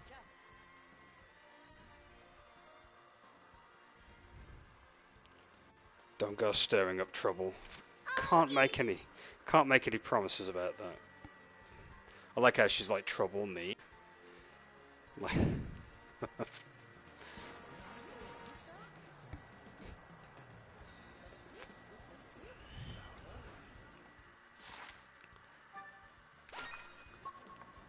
do we have here?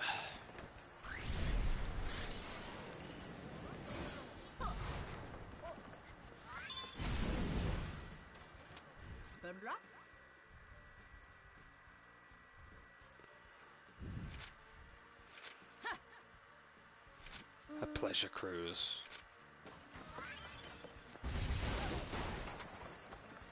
Cat's based AF by the looks of it.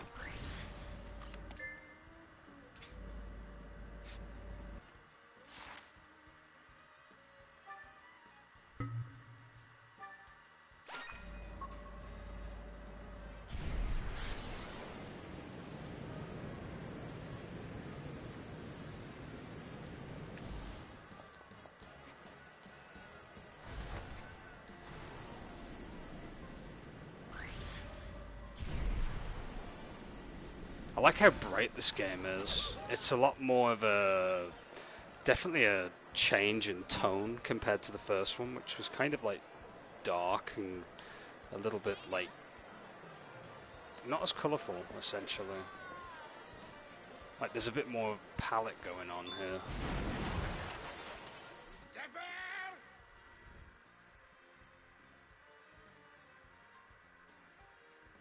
Oh, don't worry about it. I like it when people lurk. It's fine. I was going to say, do you want to have a look at the costumes that Cat has, by the way? Some of them are really cool. I've actually managed to figure out how to equip them.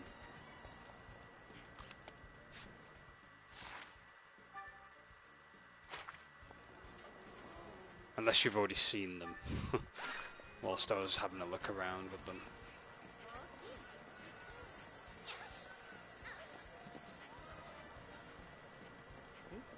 We know how much we love costumes in this community. Alright, cool. I'll quickly show you them.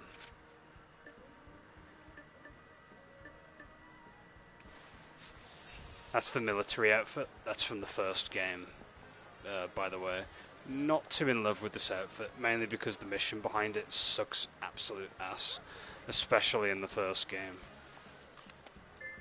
You got the maid outfit, which is probably my second favourite outfit in Gravity Rush 1. I did like the maid missions quite a lot, they were quite fun.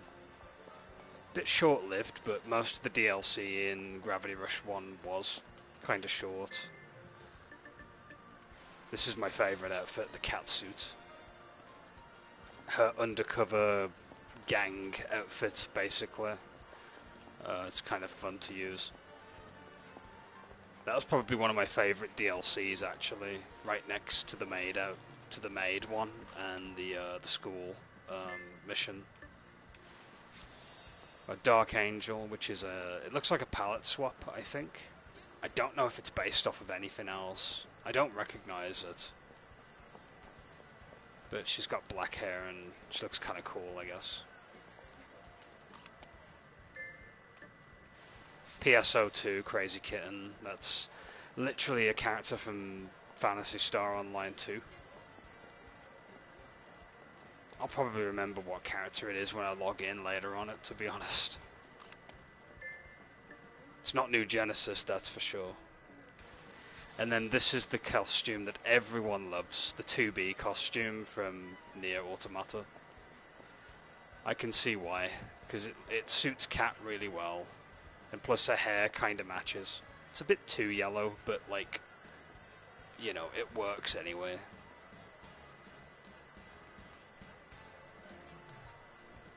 And then last but not least, there's a no visor version with like no blindfold on it, basically. Looks kind of alright.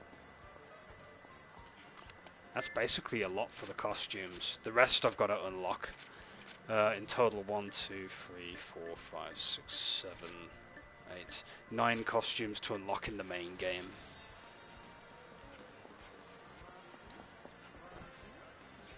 The costumes ain't too bad, actually. They're pretty decent. I like how they reuse some of Gravity Rush 1's outfits. I'm just a bit miffed that the schoolgirl outfit's not in there, but I think you might be able to unlock it. I'm not too sure.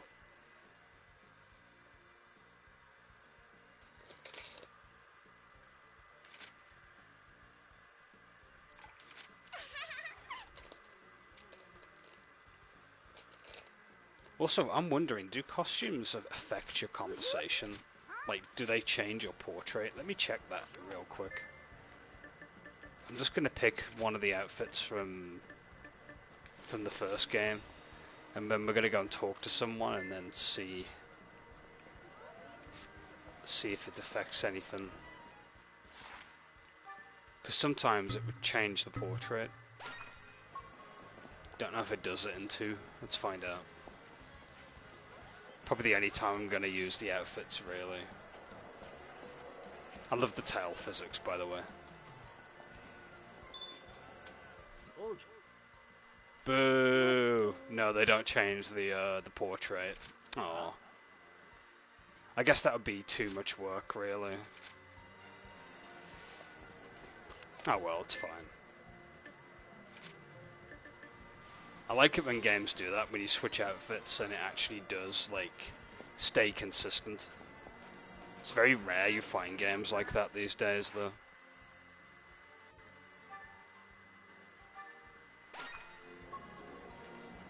I'm trying to remember now if Metal Gear Rising's outfits stay consistent. I think they do.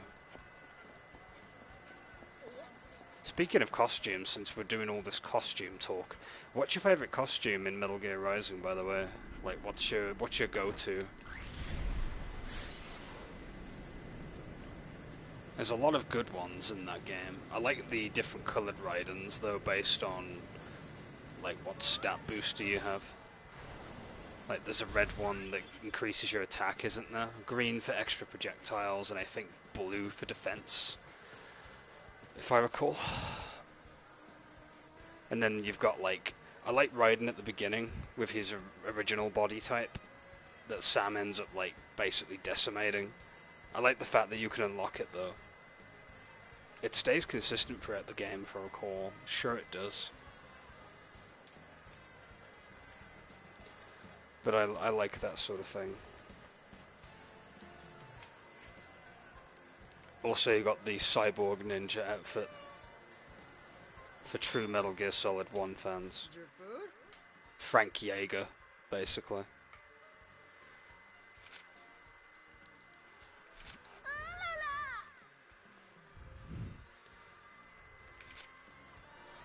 You can definitely tell a lot of French idioms from the language in this game.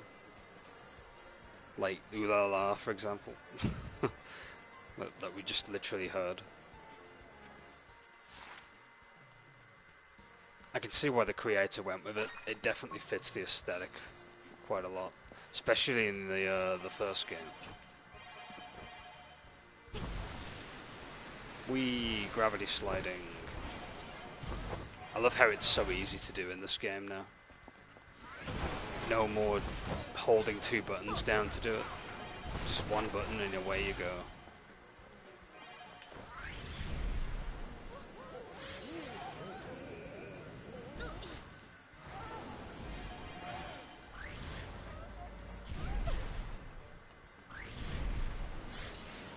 This is the part of the game where I just go around exploring and collecting stuff.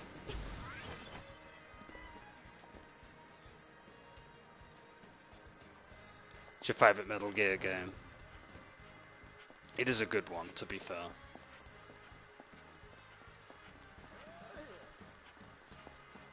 I would definitely play MGR over 4 any day of the week, though. I didn't like Metal Gear Solid 4 all that much. The only thing that was good about it was, well, Raiden coming back with his ninja body, really. Actually, did they put his Metal Gear Solid 4 body in the game as a costume? I'm sure they did, if I recall. I think you can unlock it.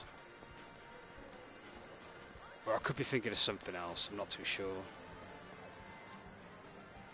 Sombrero Raiden's really fun as well. Playing through the game with the sombrero equipped is just comedic. Everything turns into a giant, like, meme just by playing it with the sombrero. Okay.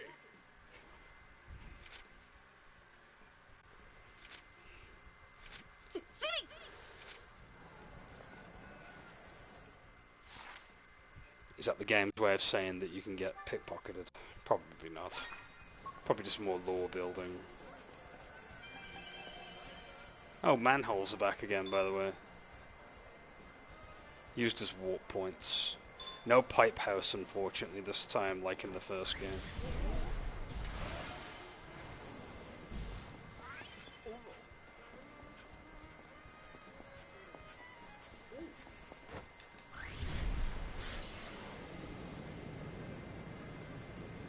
I still think when it comes to the Metal Gear games, I still think 3 is still my favourite to this day. Portable Ops probably after that, because I loved Portable Ops. I consider Portable Ops canon, by the way. Some people don't, but I do.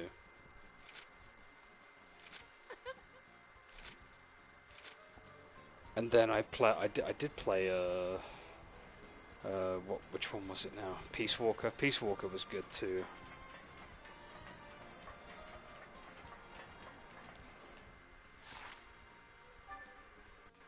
MGS2 is amazing as well. I have a lot more love for MGS2 than I do with the original. As sacrilege as that sounds.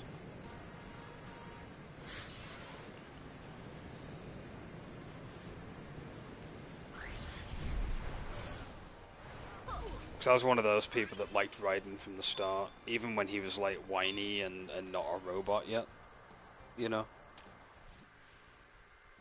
Because I liked the idea of him being like a noob, and, you know, it established a new character at the time, which is a very brave thing to do with your sequel of like the one game you've made that's like done so well. And then you've got the MSX games, which are like not, well, they are canon, but they're like, well, I think the first one is anyway. Snake's Revenge is not though, because it's, I don't even know if Kojima made Snake's Revenge. I don't think he did actually. I think they kind of did a DMC2 with that. They had like a different team working on it, I think, if I recall.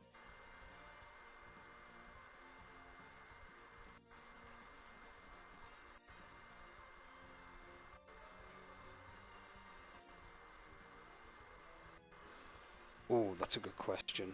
I'll wait till he comes back from the ad spam.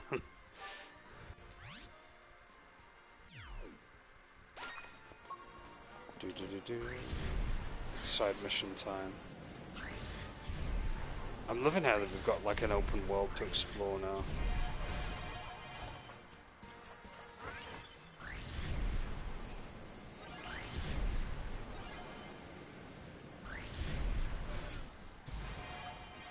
I mean, I love doing this kind of thing.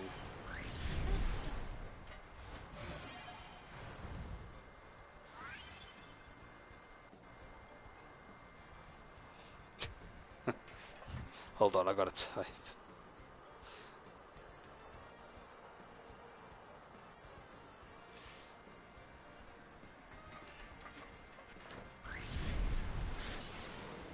You should be able to read the message and realize.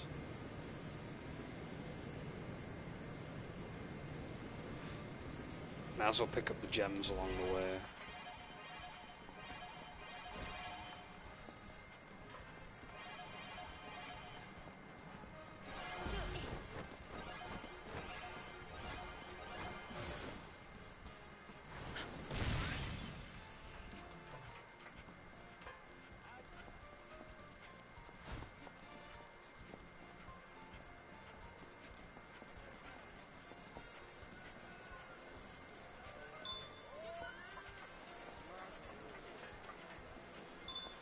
Something this way flies.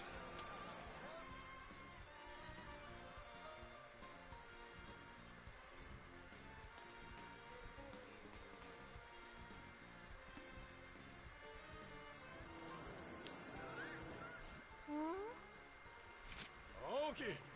Newspaper, huh?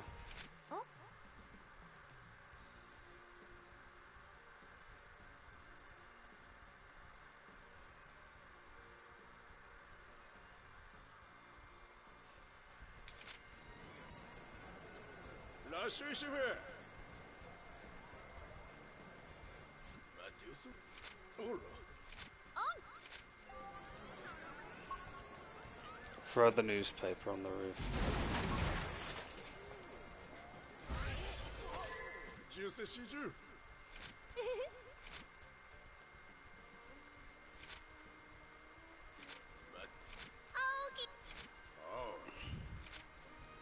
And we get to do newspaper stuff.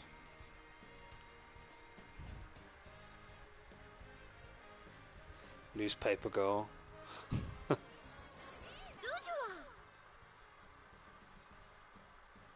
You're back. Welcome back. To answer your question on that, do I prefer MGS or Devil May Cry? Back in the day, I probably would have said the MGS games, but more so now that I'm older, I would say the DMC games more so. And that's probably because they're a lot faster paced, and you can just load them up and get into it fast. With MGS, it's a little bit movie-like, and you have to wait for cutscenes to roll out. What are we doing? Newspaper stuff. So we're going around throwing newspapers at people's houses.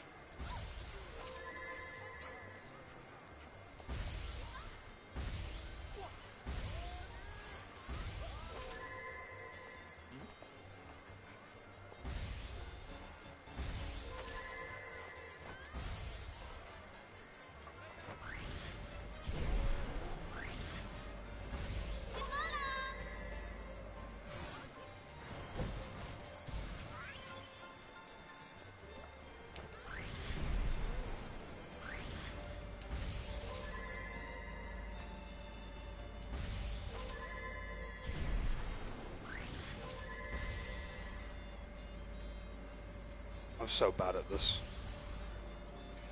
Where am I going? There's too many markers. Let me just pause a second. Yeah, I was big into the MGS games when I was younger. I still like the MGS games, don't get me wrong.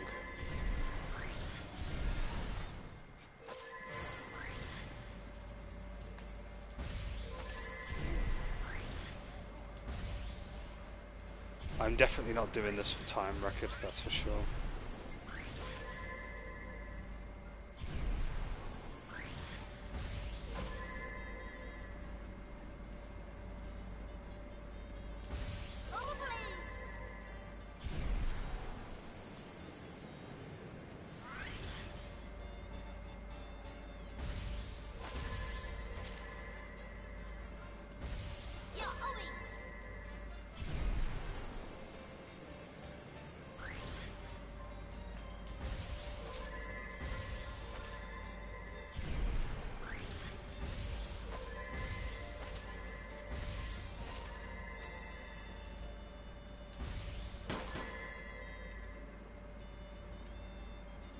Sweet.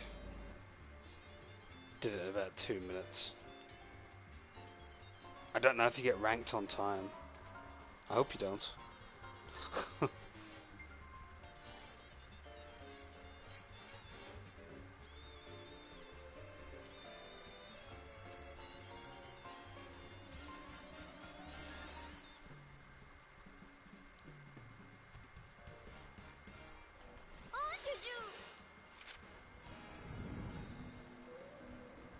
Okay, let's speed things up.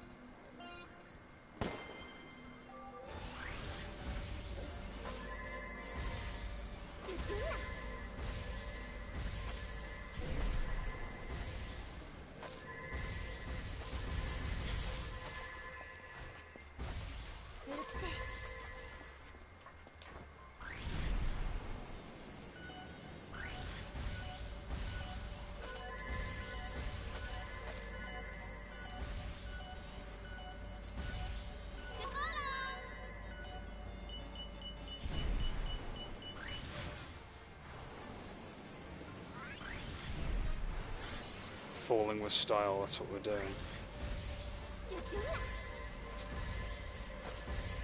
This reminds me of like the Paperboy game on the NES, except better. Way better and more engaging and more fun. Someone's going to be mad at me for saying that.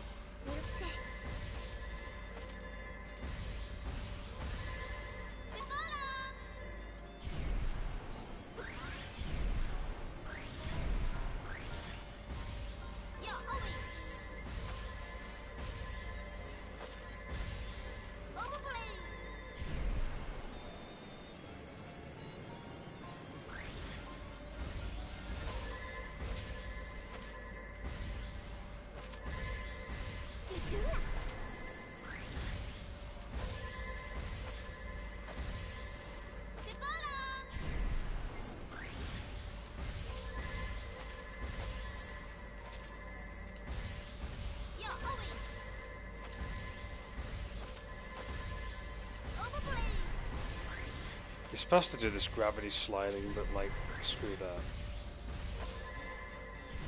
I'm not that good with the gravity slide.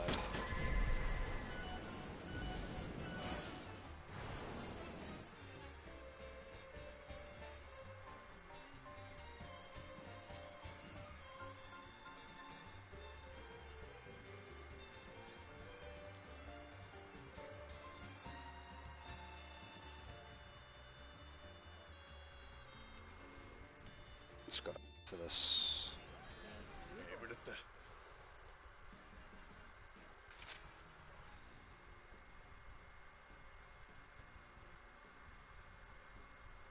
Nice.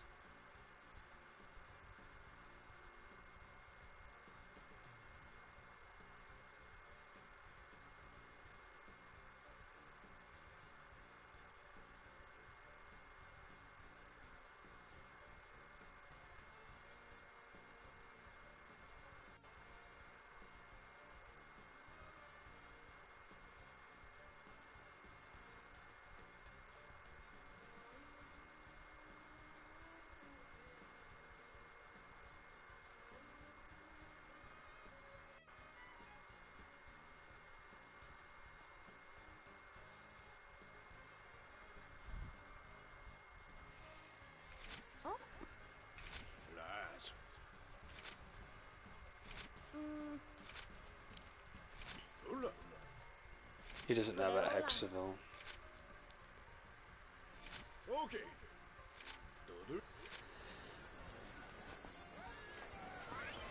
I think we're in a different dimension, let alone a different area. Especially if no one's heard of Hexaville.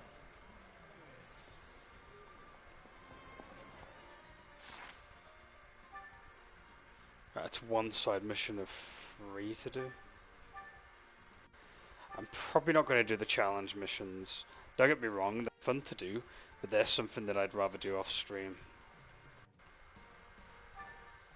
I'm not too hung up on the challenge missions. I wasn't in the first game, to be honest.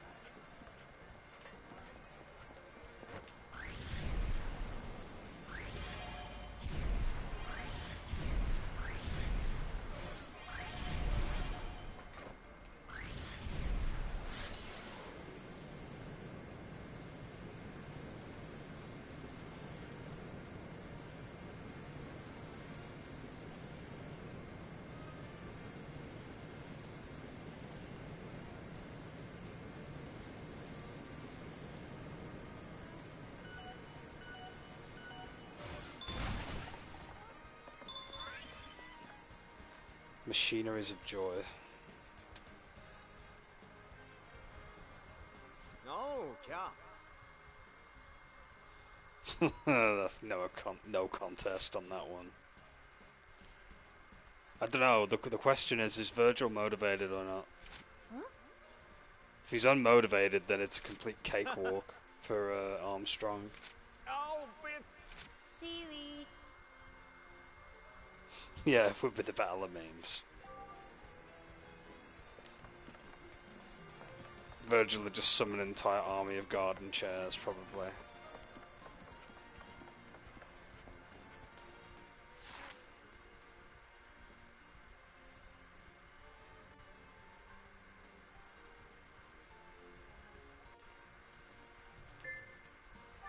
Find a go on in Bangor.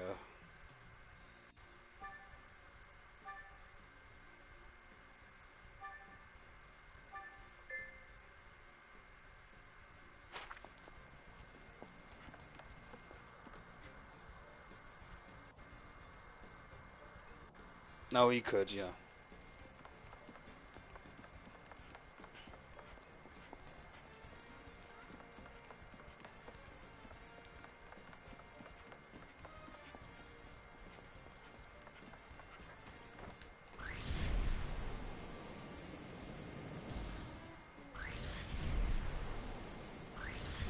Who are we looking for? Find a Gawan in Bangor.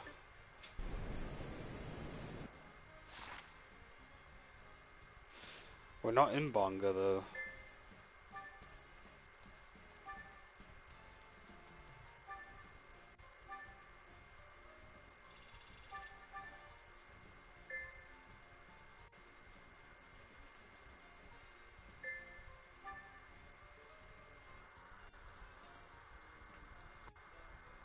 No, no, it's fine.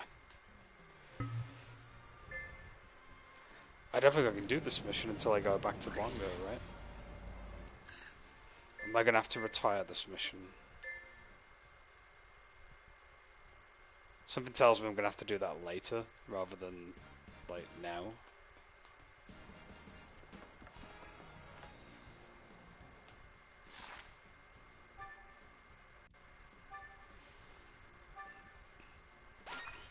Try this side mission over here. That's if the game lets us navigate over to it.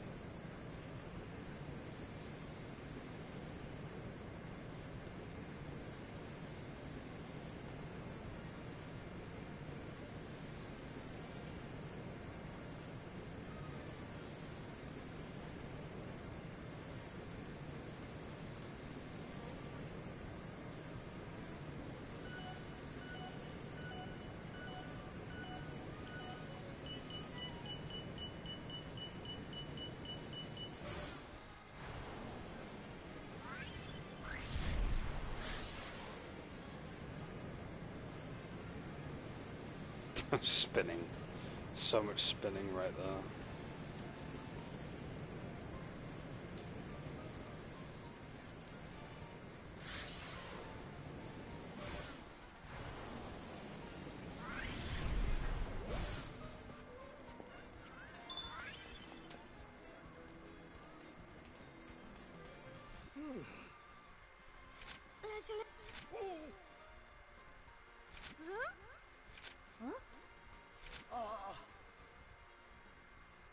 Take a few pictures for an old man.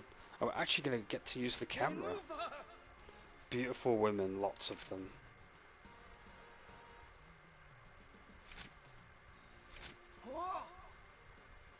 The same eye you're giving me now, lol.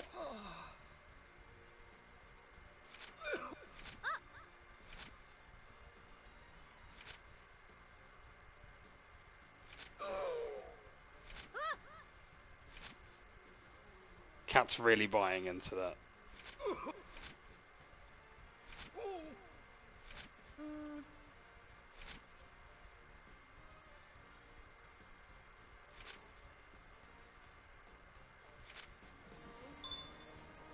So gesture to one of the town's beauties and photograph the reaction she gives you. Take 5 pictures to complete the job. Could it just be anybody? Okay, you're quite the looker. Let's talk to you.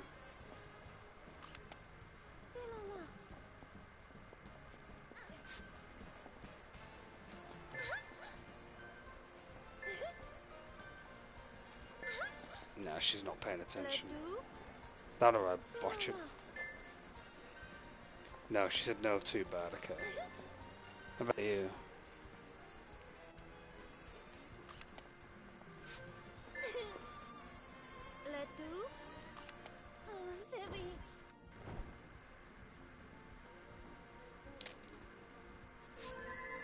Okay, that counts. How about you?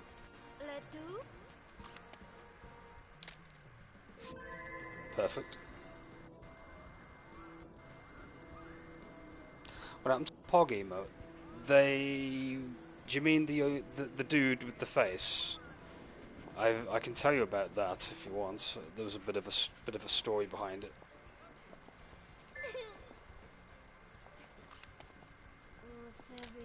No, bad picture.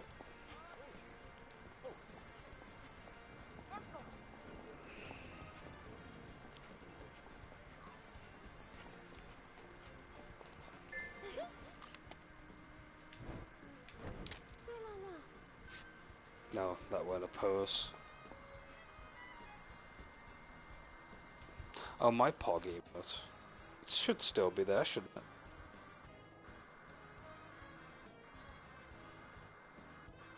You mean this one, right?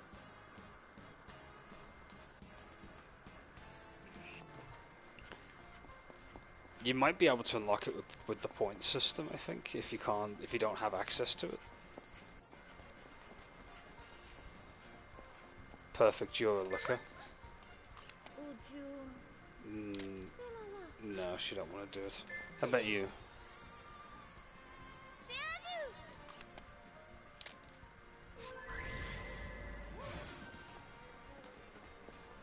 about you? 流水 Nope. 碎了了 Okay. How about you? 流水 Perfect.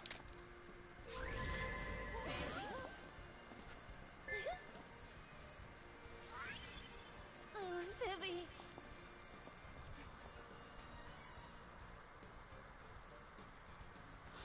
Oh, the OG one. Wasn't it like my own face on it or something now? Yeah, I remember that now. I still have it on my PC, I've just not changed it. Oh, No, she don't want to.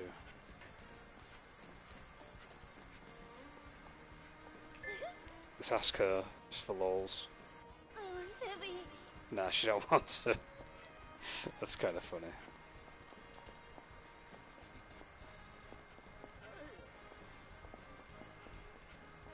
There's too many like grandmas and kids around here. Where's the younger women, or young women, I should say. The beautiful women, as he called them. Oh, Sebi. No, that didn't count. This last one's really elusive. Yeah, I still have it on my computer. I just switched it over. I'll probably bring it back one day. Oh, Sebi.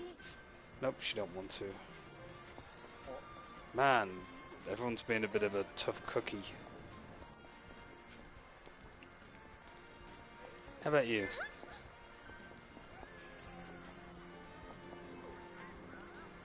You? Oh,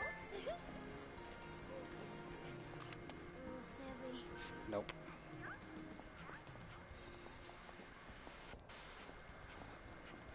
That girl over there, maybe.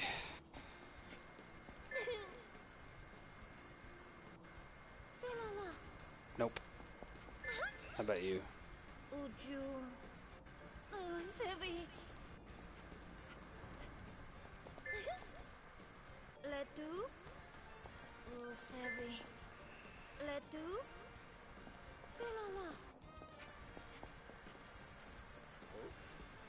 I bet you it's one, like, girl design we've not grabbed yet. Ooh, yeah. Ah, tripod, yeah, of course. We gotta take a selfie in order to do it. That makes sense now. We'll change costume just to be annoying. This'll do. We'll use the PSO2 outfit for it.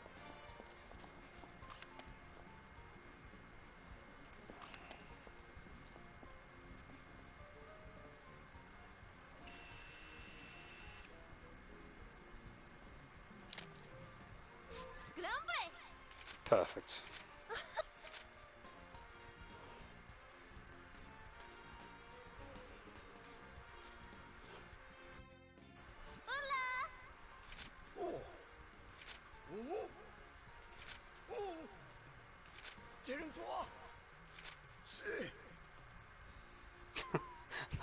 That picture was terrible. Somebody walked past.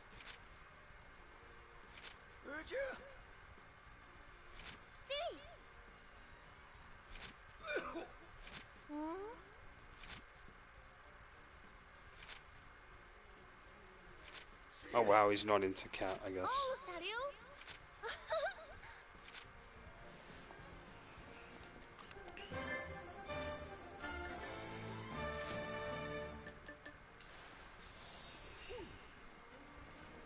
Okay, that's that side mission done with.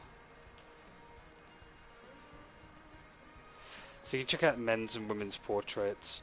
So there's an entire mode to getting every NPC photographed, I guess. I'm probably not going to do that on stream. I'll be here forever doing it.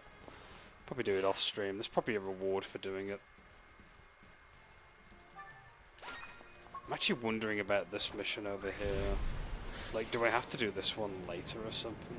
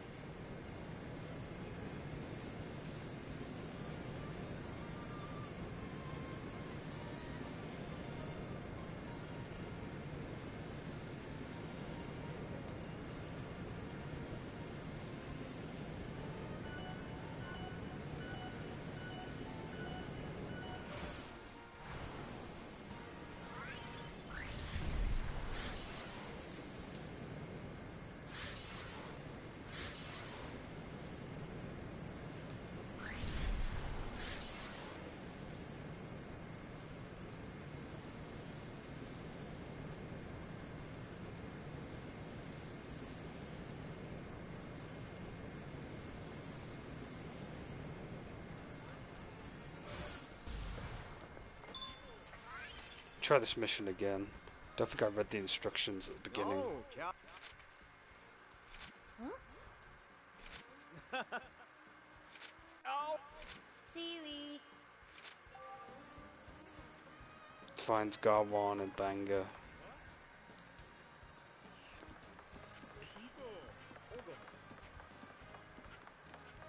Maybe this one doesn't require fast traveling.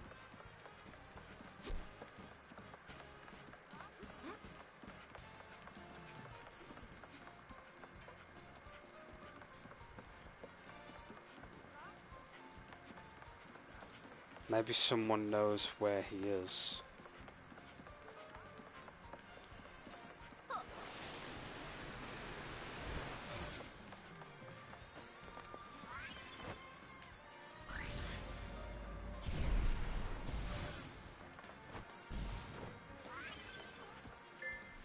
Fluffy.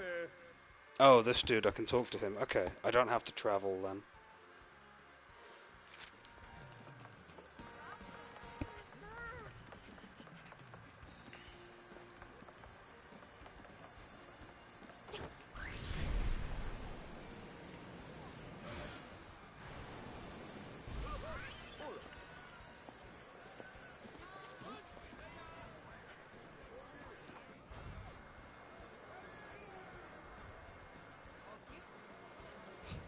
That'd be crazy. What? I could imagine it happening at like an anime expo or something. That'd be kind of neat.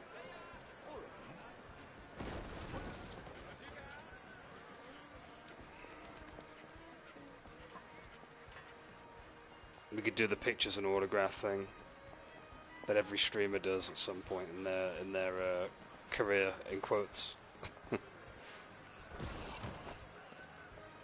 I love how I'm just casually destroying the scenery around here.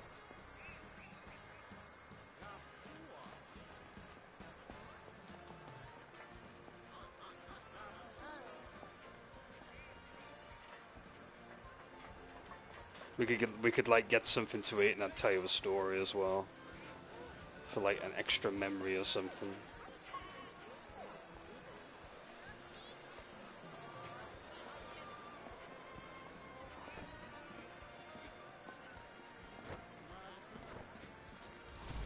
It have to be pizza though. It's the best way to do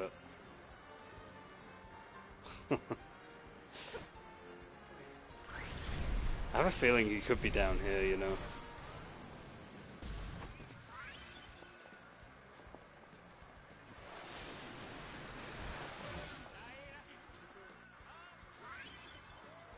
Oh, you know, man.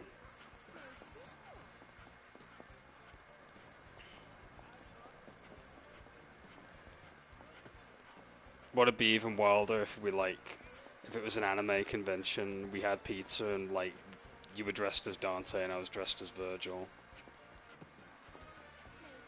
Now that'd be like the ultimate anime expo, I think. Right, it's over there. It says 80 yards. I keep missing it though. Surely he's above or below.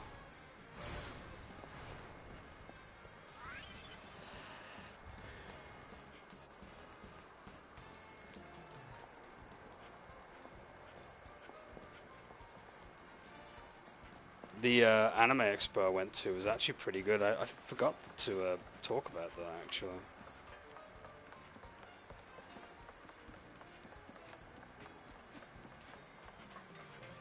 It was pretty fun. It was not the best organized convention I've been to though. It was a bit slapdash. Like there was no form to anything particularly, which was a bit of a shame. Because all the other ones I've been to always have some sort of scheduling, if you know what I mean. So, yeah. There's a lot of cosplayers there, though. They had, like, an idol as well that was booked.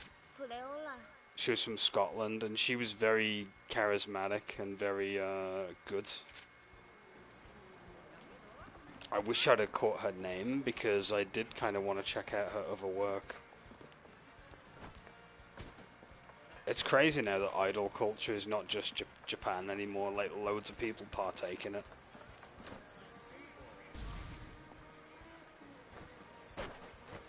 Like, it's become so much more than just... I mean, it's massively Japan-centric, but, like, it's become much more than that now. Like, a lot of people are doing it in different nations and stuff. Of course, though, it's more centralized in Japan, more so, because that's where it all started.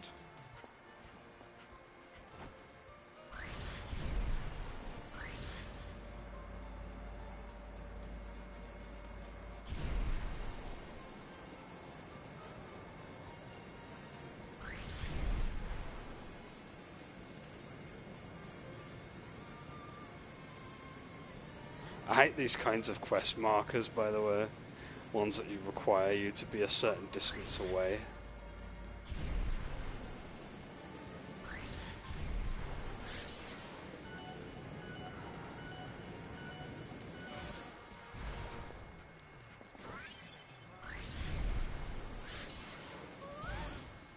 I'm very bad at, like, directions and trying to find people in general.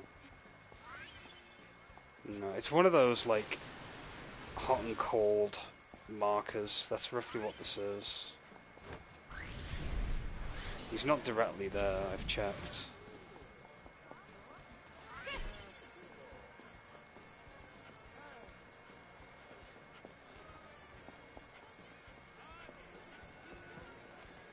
He's obviously within the vicinity.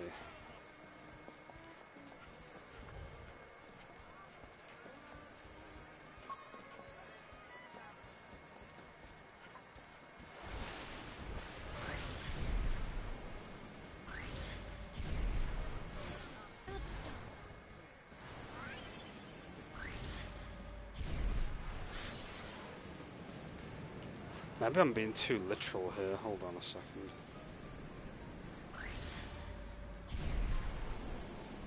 Could it be on the roof or something?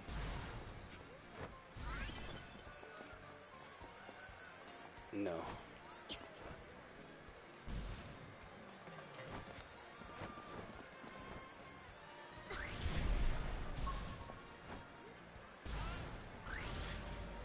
Yes, I know we have to find Garwin, but I don't see where he's at.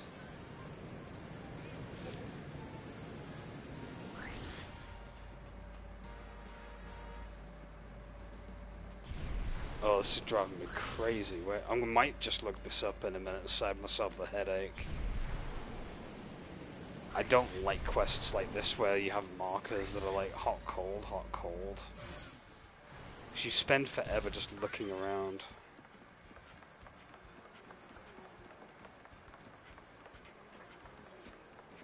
Is he on here, maybe? No.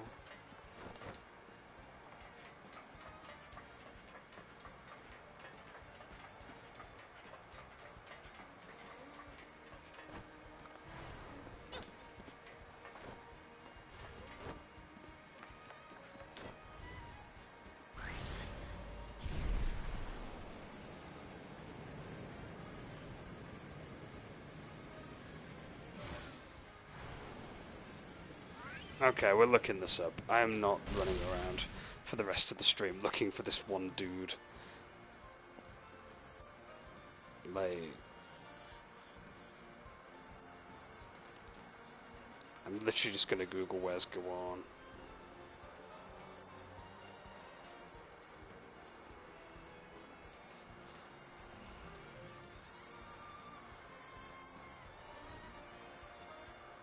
Running a shop in the Colomone marketplace.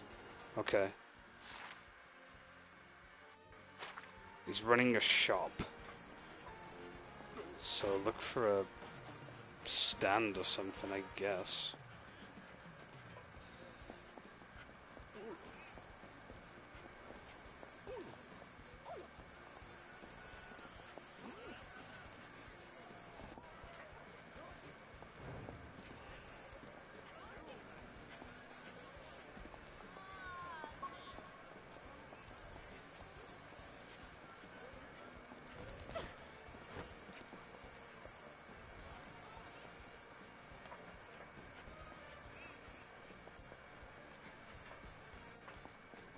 None of these look like shops or stands, though.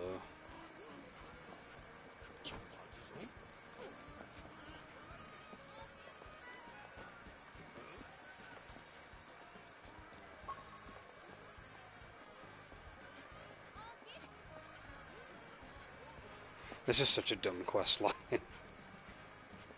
Find this one insignificant character who's doing something specific.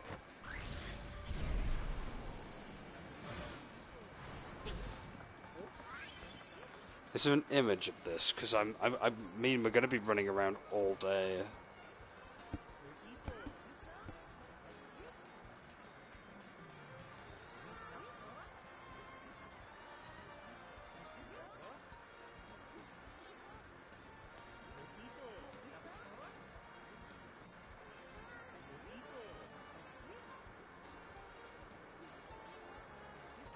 Follow the marker that Cecily points you to.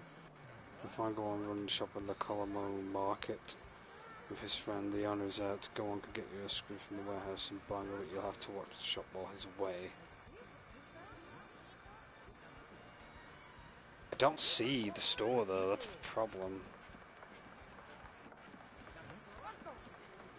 I see like a store here, but like I can't talk to anyone.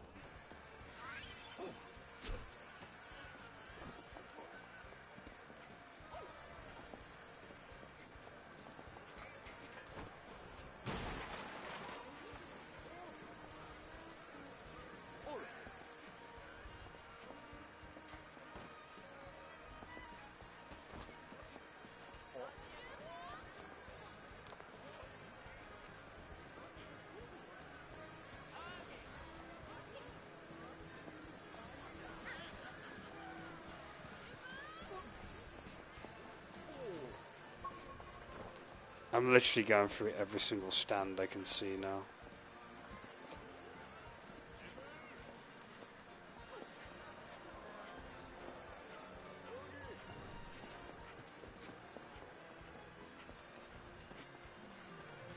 Maybe he's on the lower floor.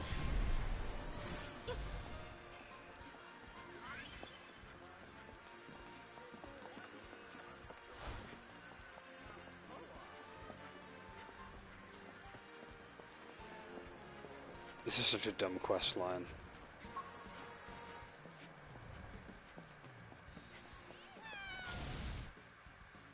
I guess that's not where he's meant to be. I have no clue. For some reason I despawned. Yeah, this quest sucks. I don't like it. If it's not got a bloody neon board next to it, then I'm not gonna know.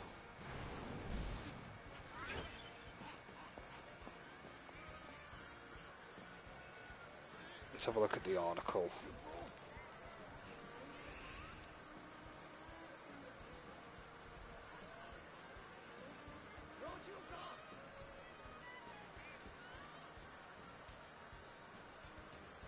I love how they've got a guide but no image up of where he is. It's so lame.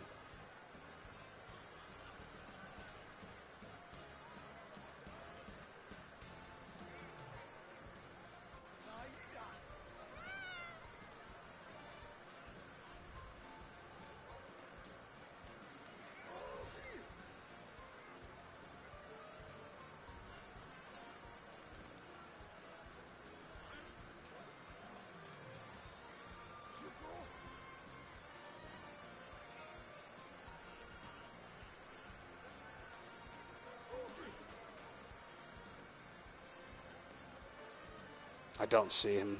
I legitimately do not see him. You have to click on a video and have a look, ain't I?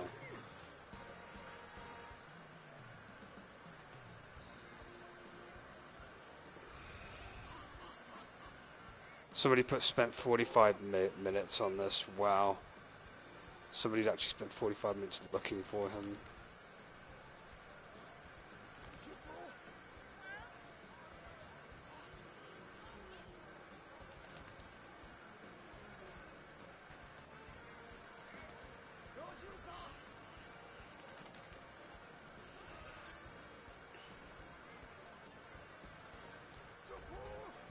Someone's got to have got a video of this, sure. Surely.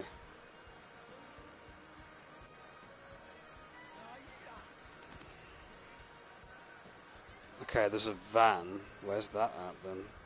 It's like a truck van kind of thing. That's where he's operating from. So I've got to keep my eyes peeled for like a truck van thing.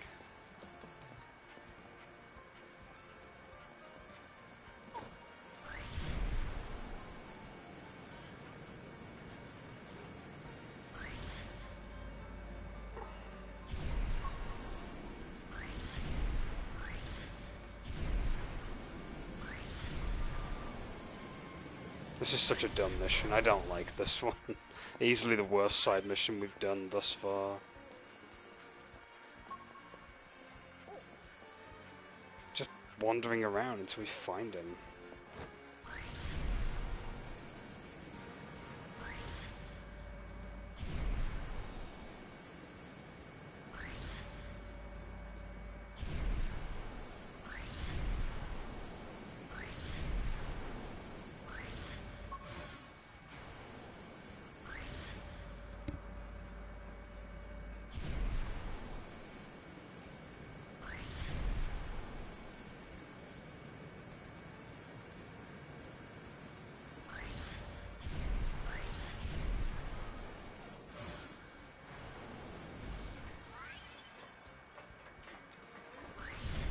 Hold on, there's an arrow over here.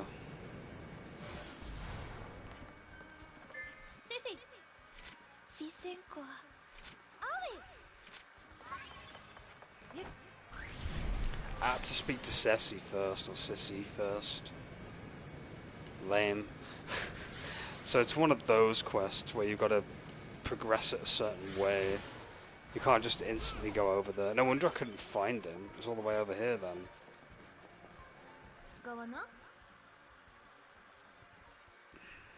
Whoa.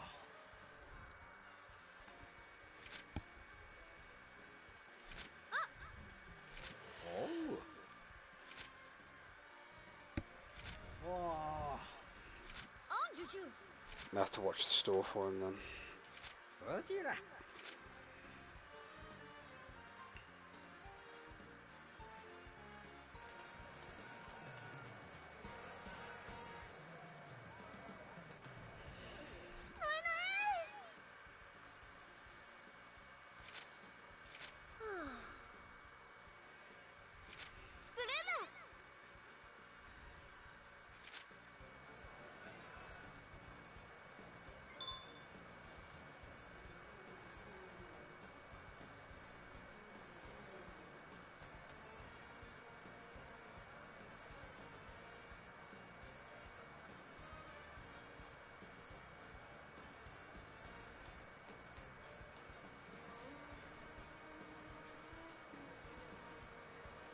So we've got a gesture.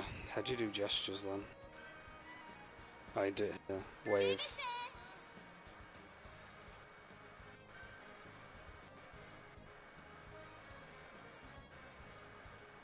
Raise hand.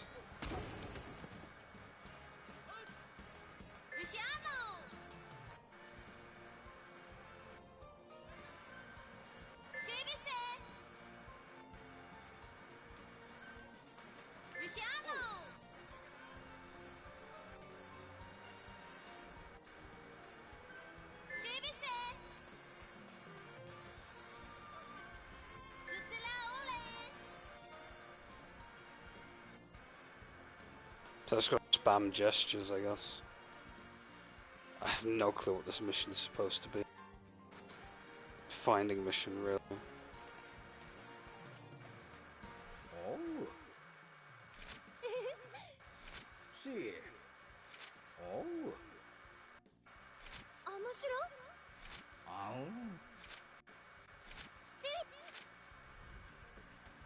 Please no more needle in a haystack missions like that again, please.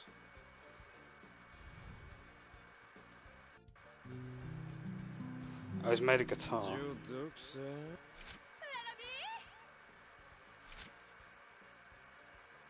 No, cat. Mm-hmm. Huh? Auladuya. Amushiro? Professor. Je sais. Cat.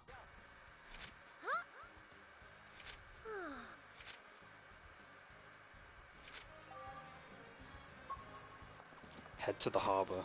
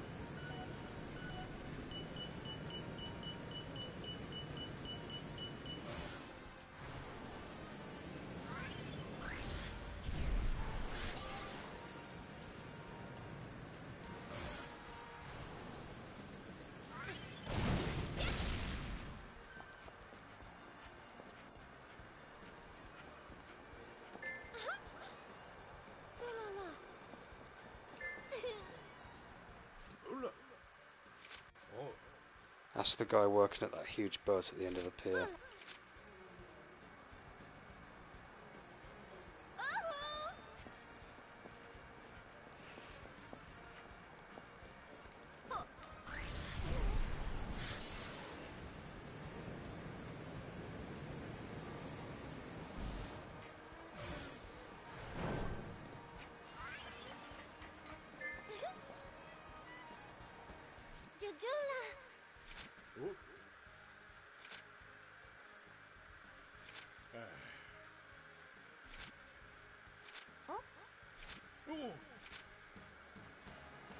Best put him on the boat. We can do that with the stasis, I'm assuming. Okay. Oh, I'll take a sip.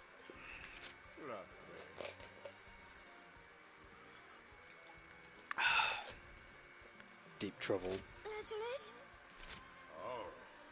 Oh, Juju.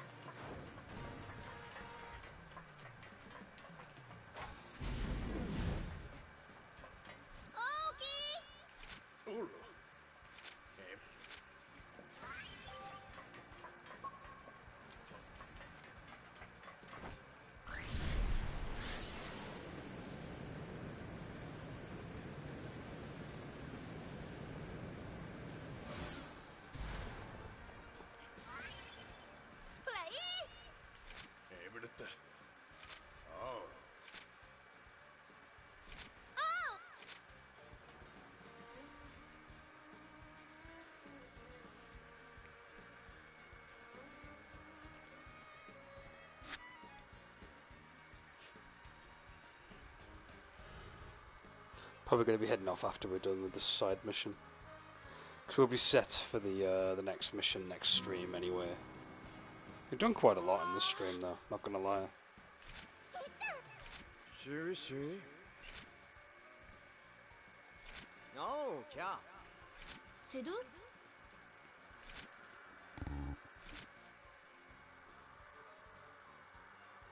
Yeah, I only streamed for like an hour last night because I was really tired, but I'm feeling a bit better now. But like I'm starting to feel a bit like I'm ready for bed soon. So I mean, I've been live for nearly 3 hours, so that's a good sign that I've done more in this stream.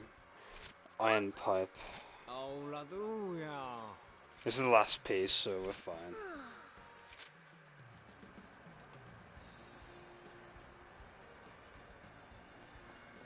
Governor? Oh. Yatto. Remo. Plumber. Back to the harbour house we go.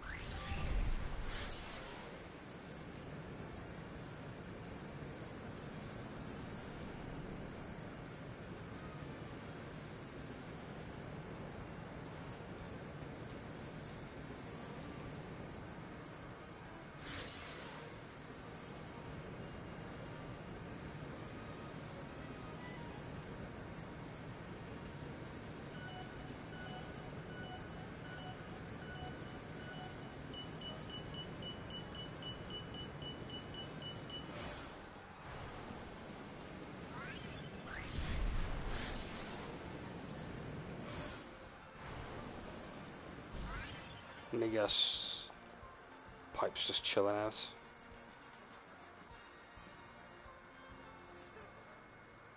Wait, a loud microphone noise?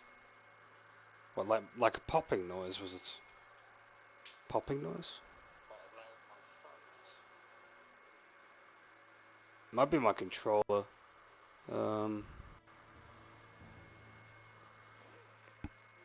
That or maybe I knocked my microphone. I do that sometimes without realizing it.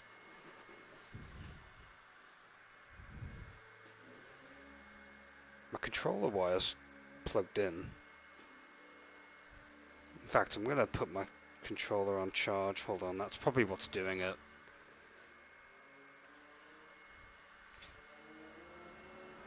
Sorry to like deafen you.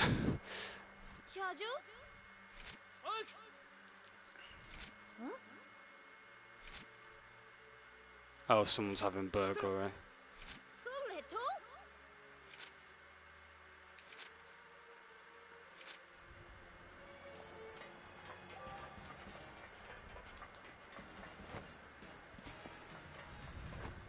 Oh my god, they didn't half make this quest a bit obnoxious, didn't they? Gotta go to like 3 locations. Man, they really did pad this one out, didn't they?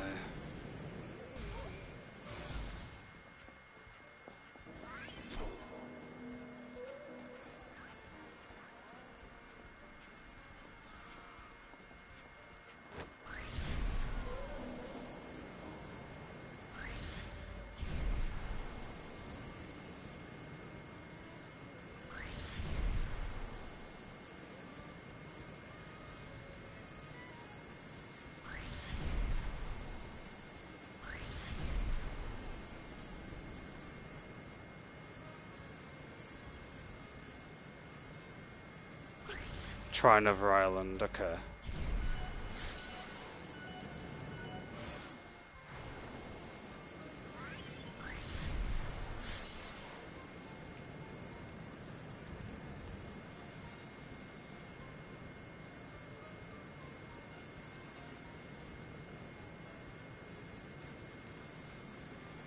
Try another island. Has to be this one then. There's no other way around it.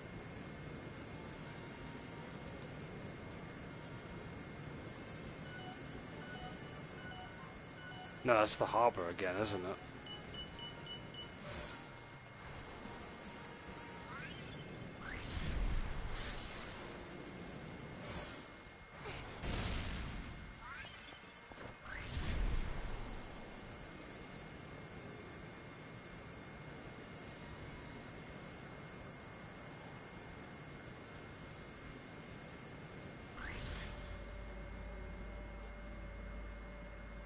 Oh, we found him.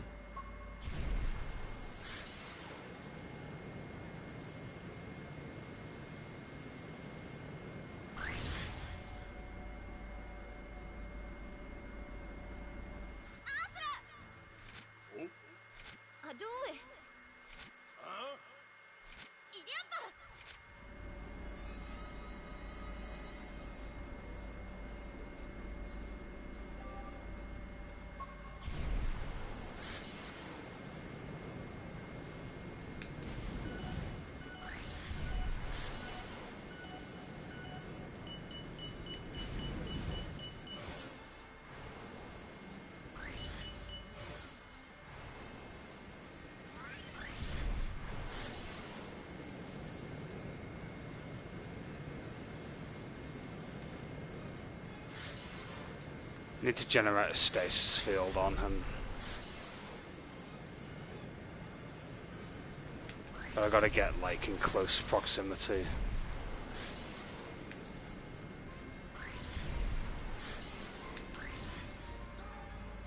There we go.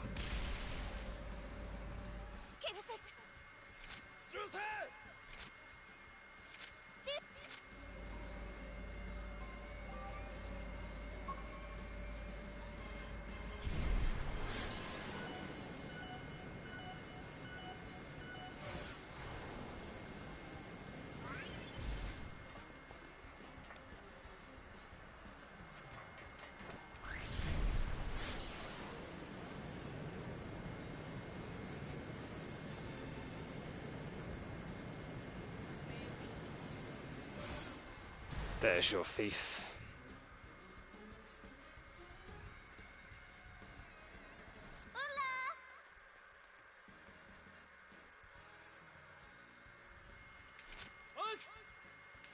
Oh. Oh.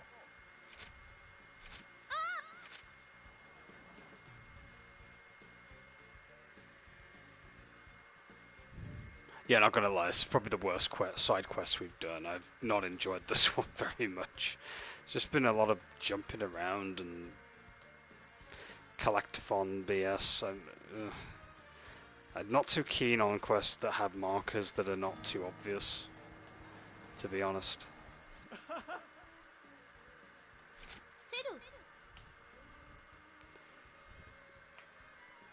Le nouveau friend.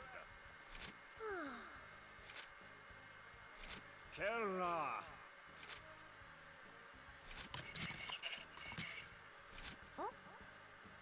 Oh, ça va?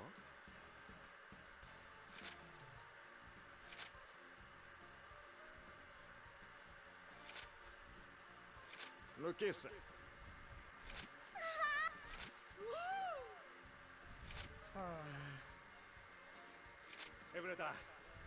No, no, no.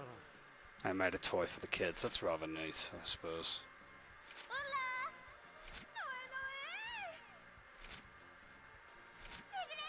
And cats being ignored.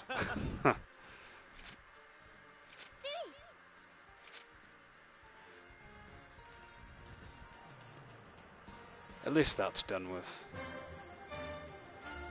Playing with their little robotic hand toy things, I guess. Hey, we leveled up though. At least we did that, I guess. And I got the wave gesture.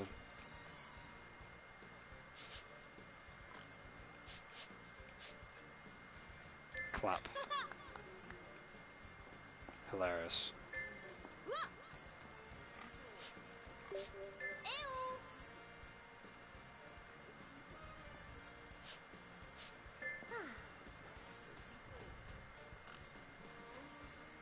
I can literally sit down. Oh, it's a time gesture, is it? No, you actually, like, sit down and change poses. That's kind of cool, I guess. Wave arms.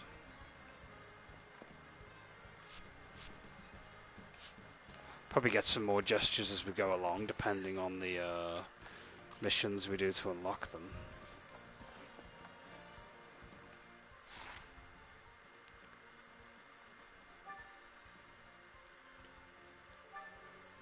We have an info point to go check out. I suppose we'll go and have a look at that and then save. We can save anywhere we like, which is what I like about the sequel so far. Whereas in the first game you had to go back to your pipe house all the time in order to save. So going back and forth was a bit of a pain. In this game I don't even have to worry about that.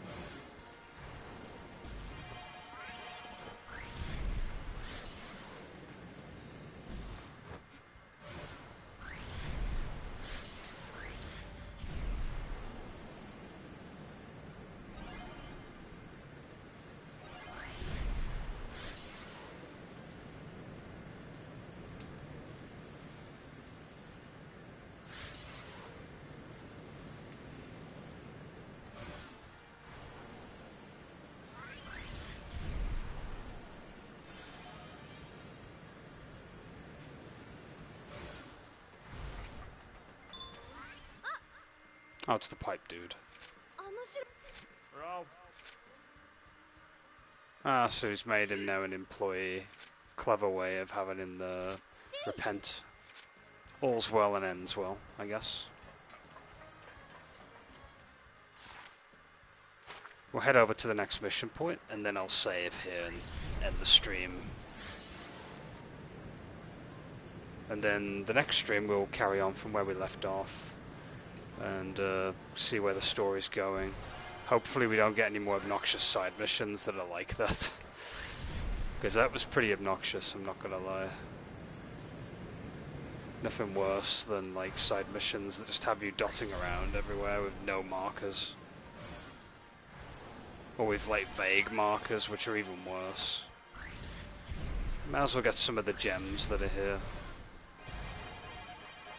in preparation for next time around.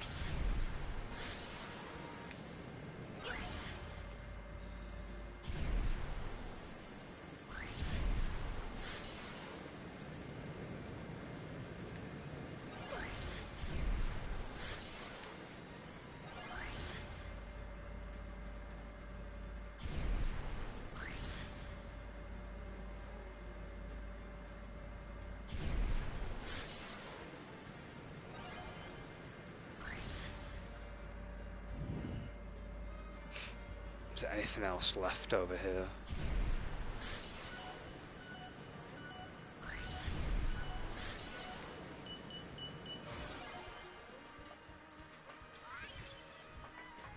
Chilling out on a giant factory funnel.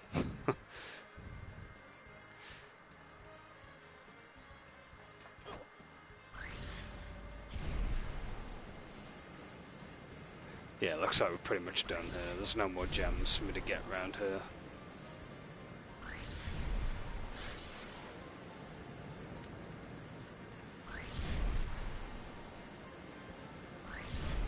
So what's the next mission called, out of curiosity? Circles in the Water, which we'll be doing next time around. I'll just save right here, pretty much. May as well. Shall I quickly put a power up on before I head off as well? I don't see why not. 700 for gravity kick. I could level up my regular kicks. Press square and X at the same time to initiate a drop attack. Let's go for that.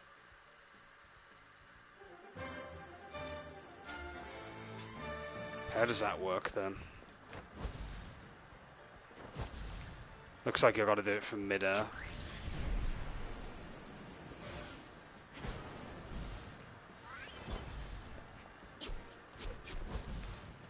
Oh, it's like a flip kick. Looks pretty decent. It can be chained between any of the combo. Can it be done at the end? Yes, it can.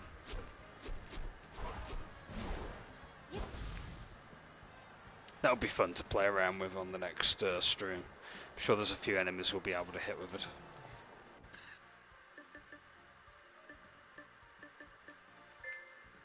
Right, I'm going to save and lock in my progress for tonight's session.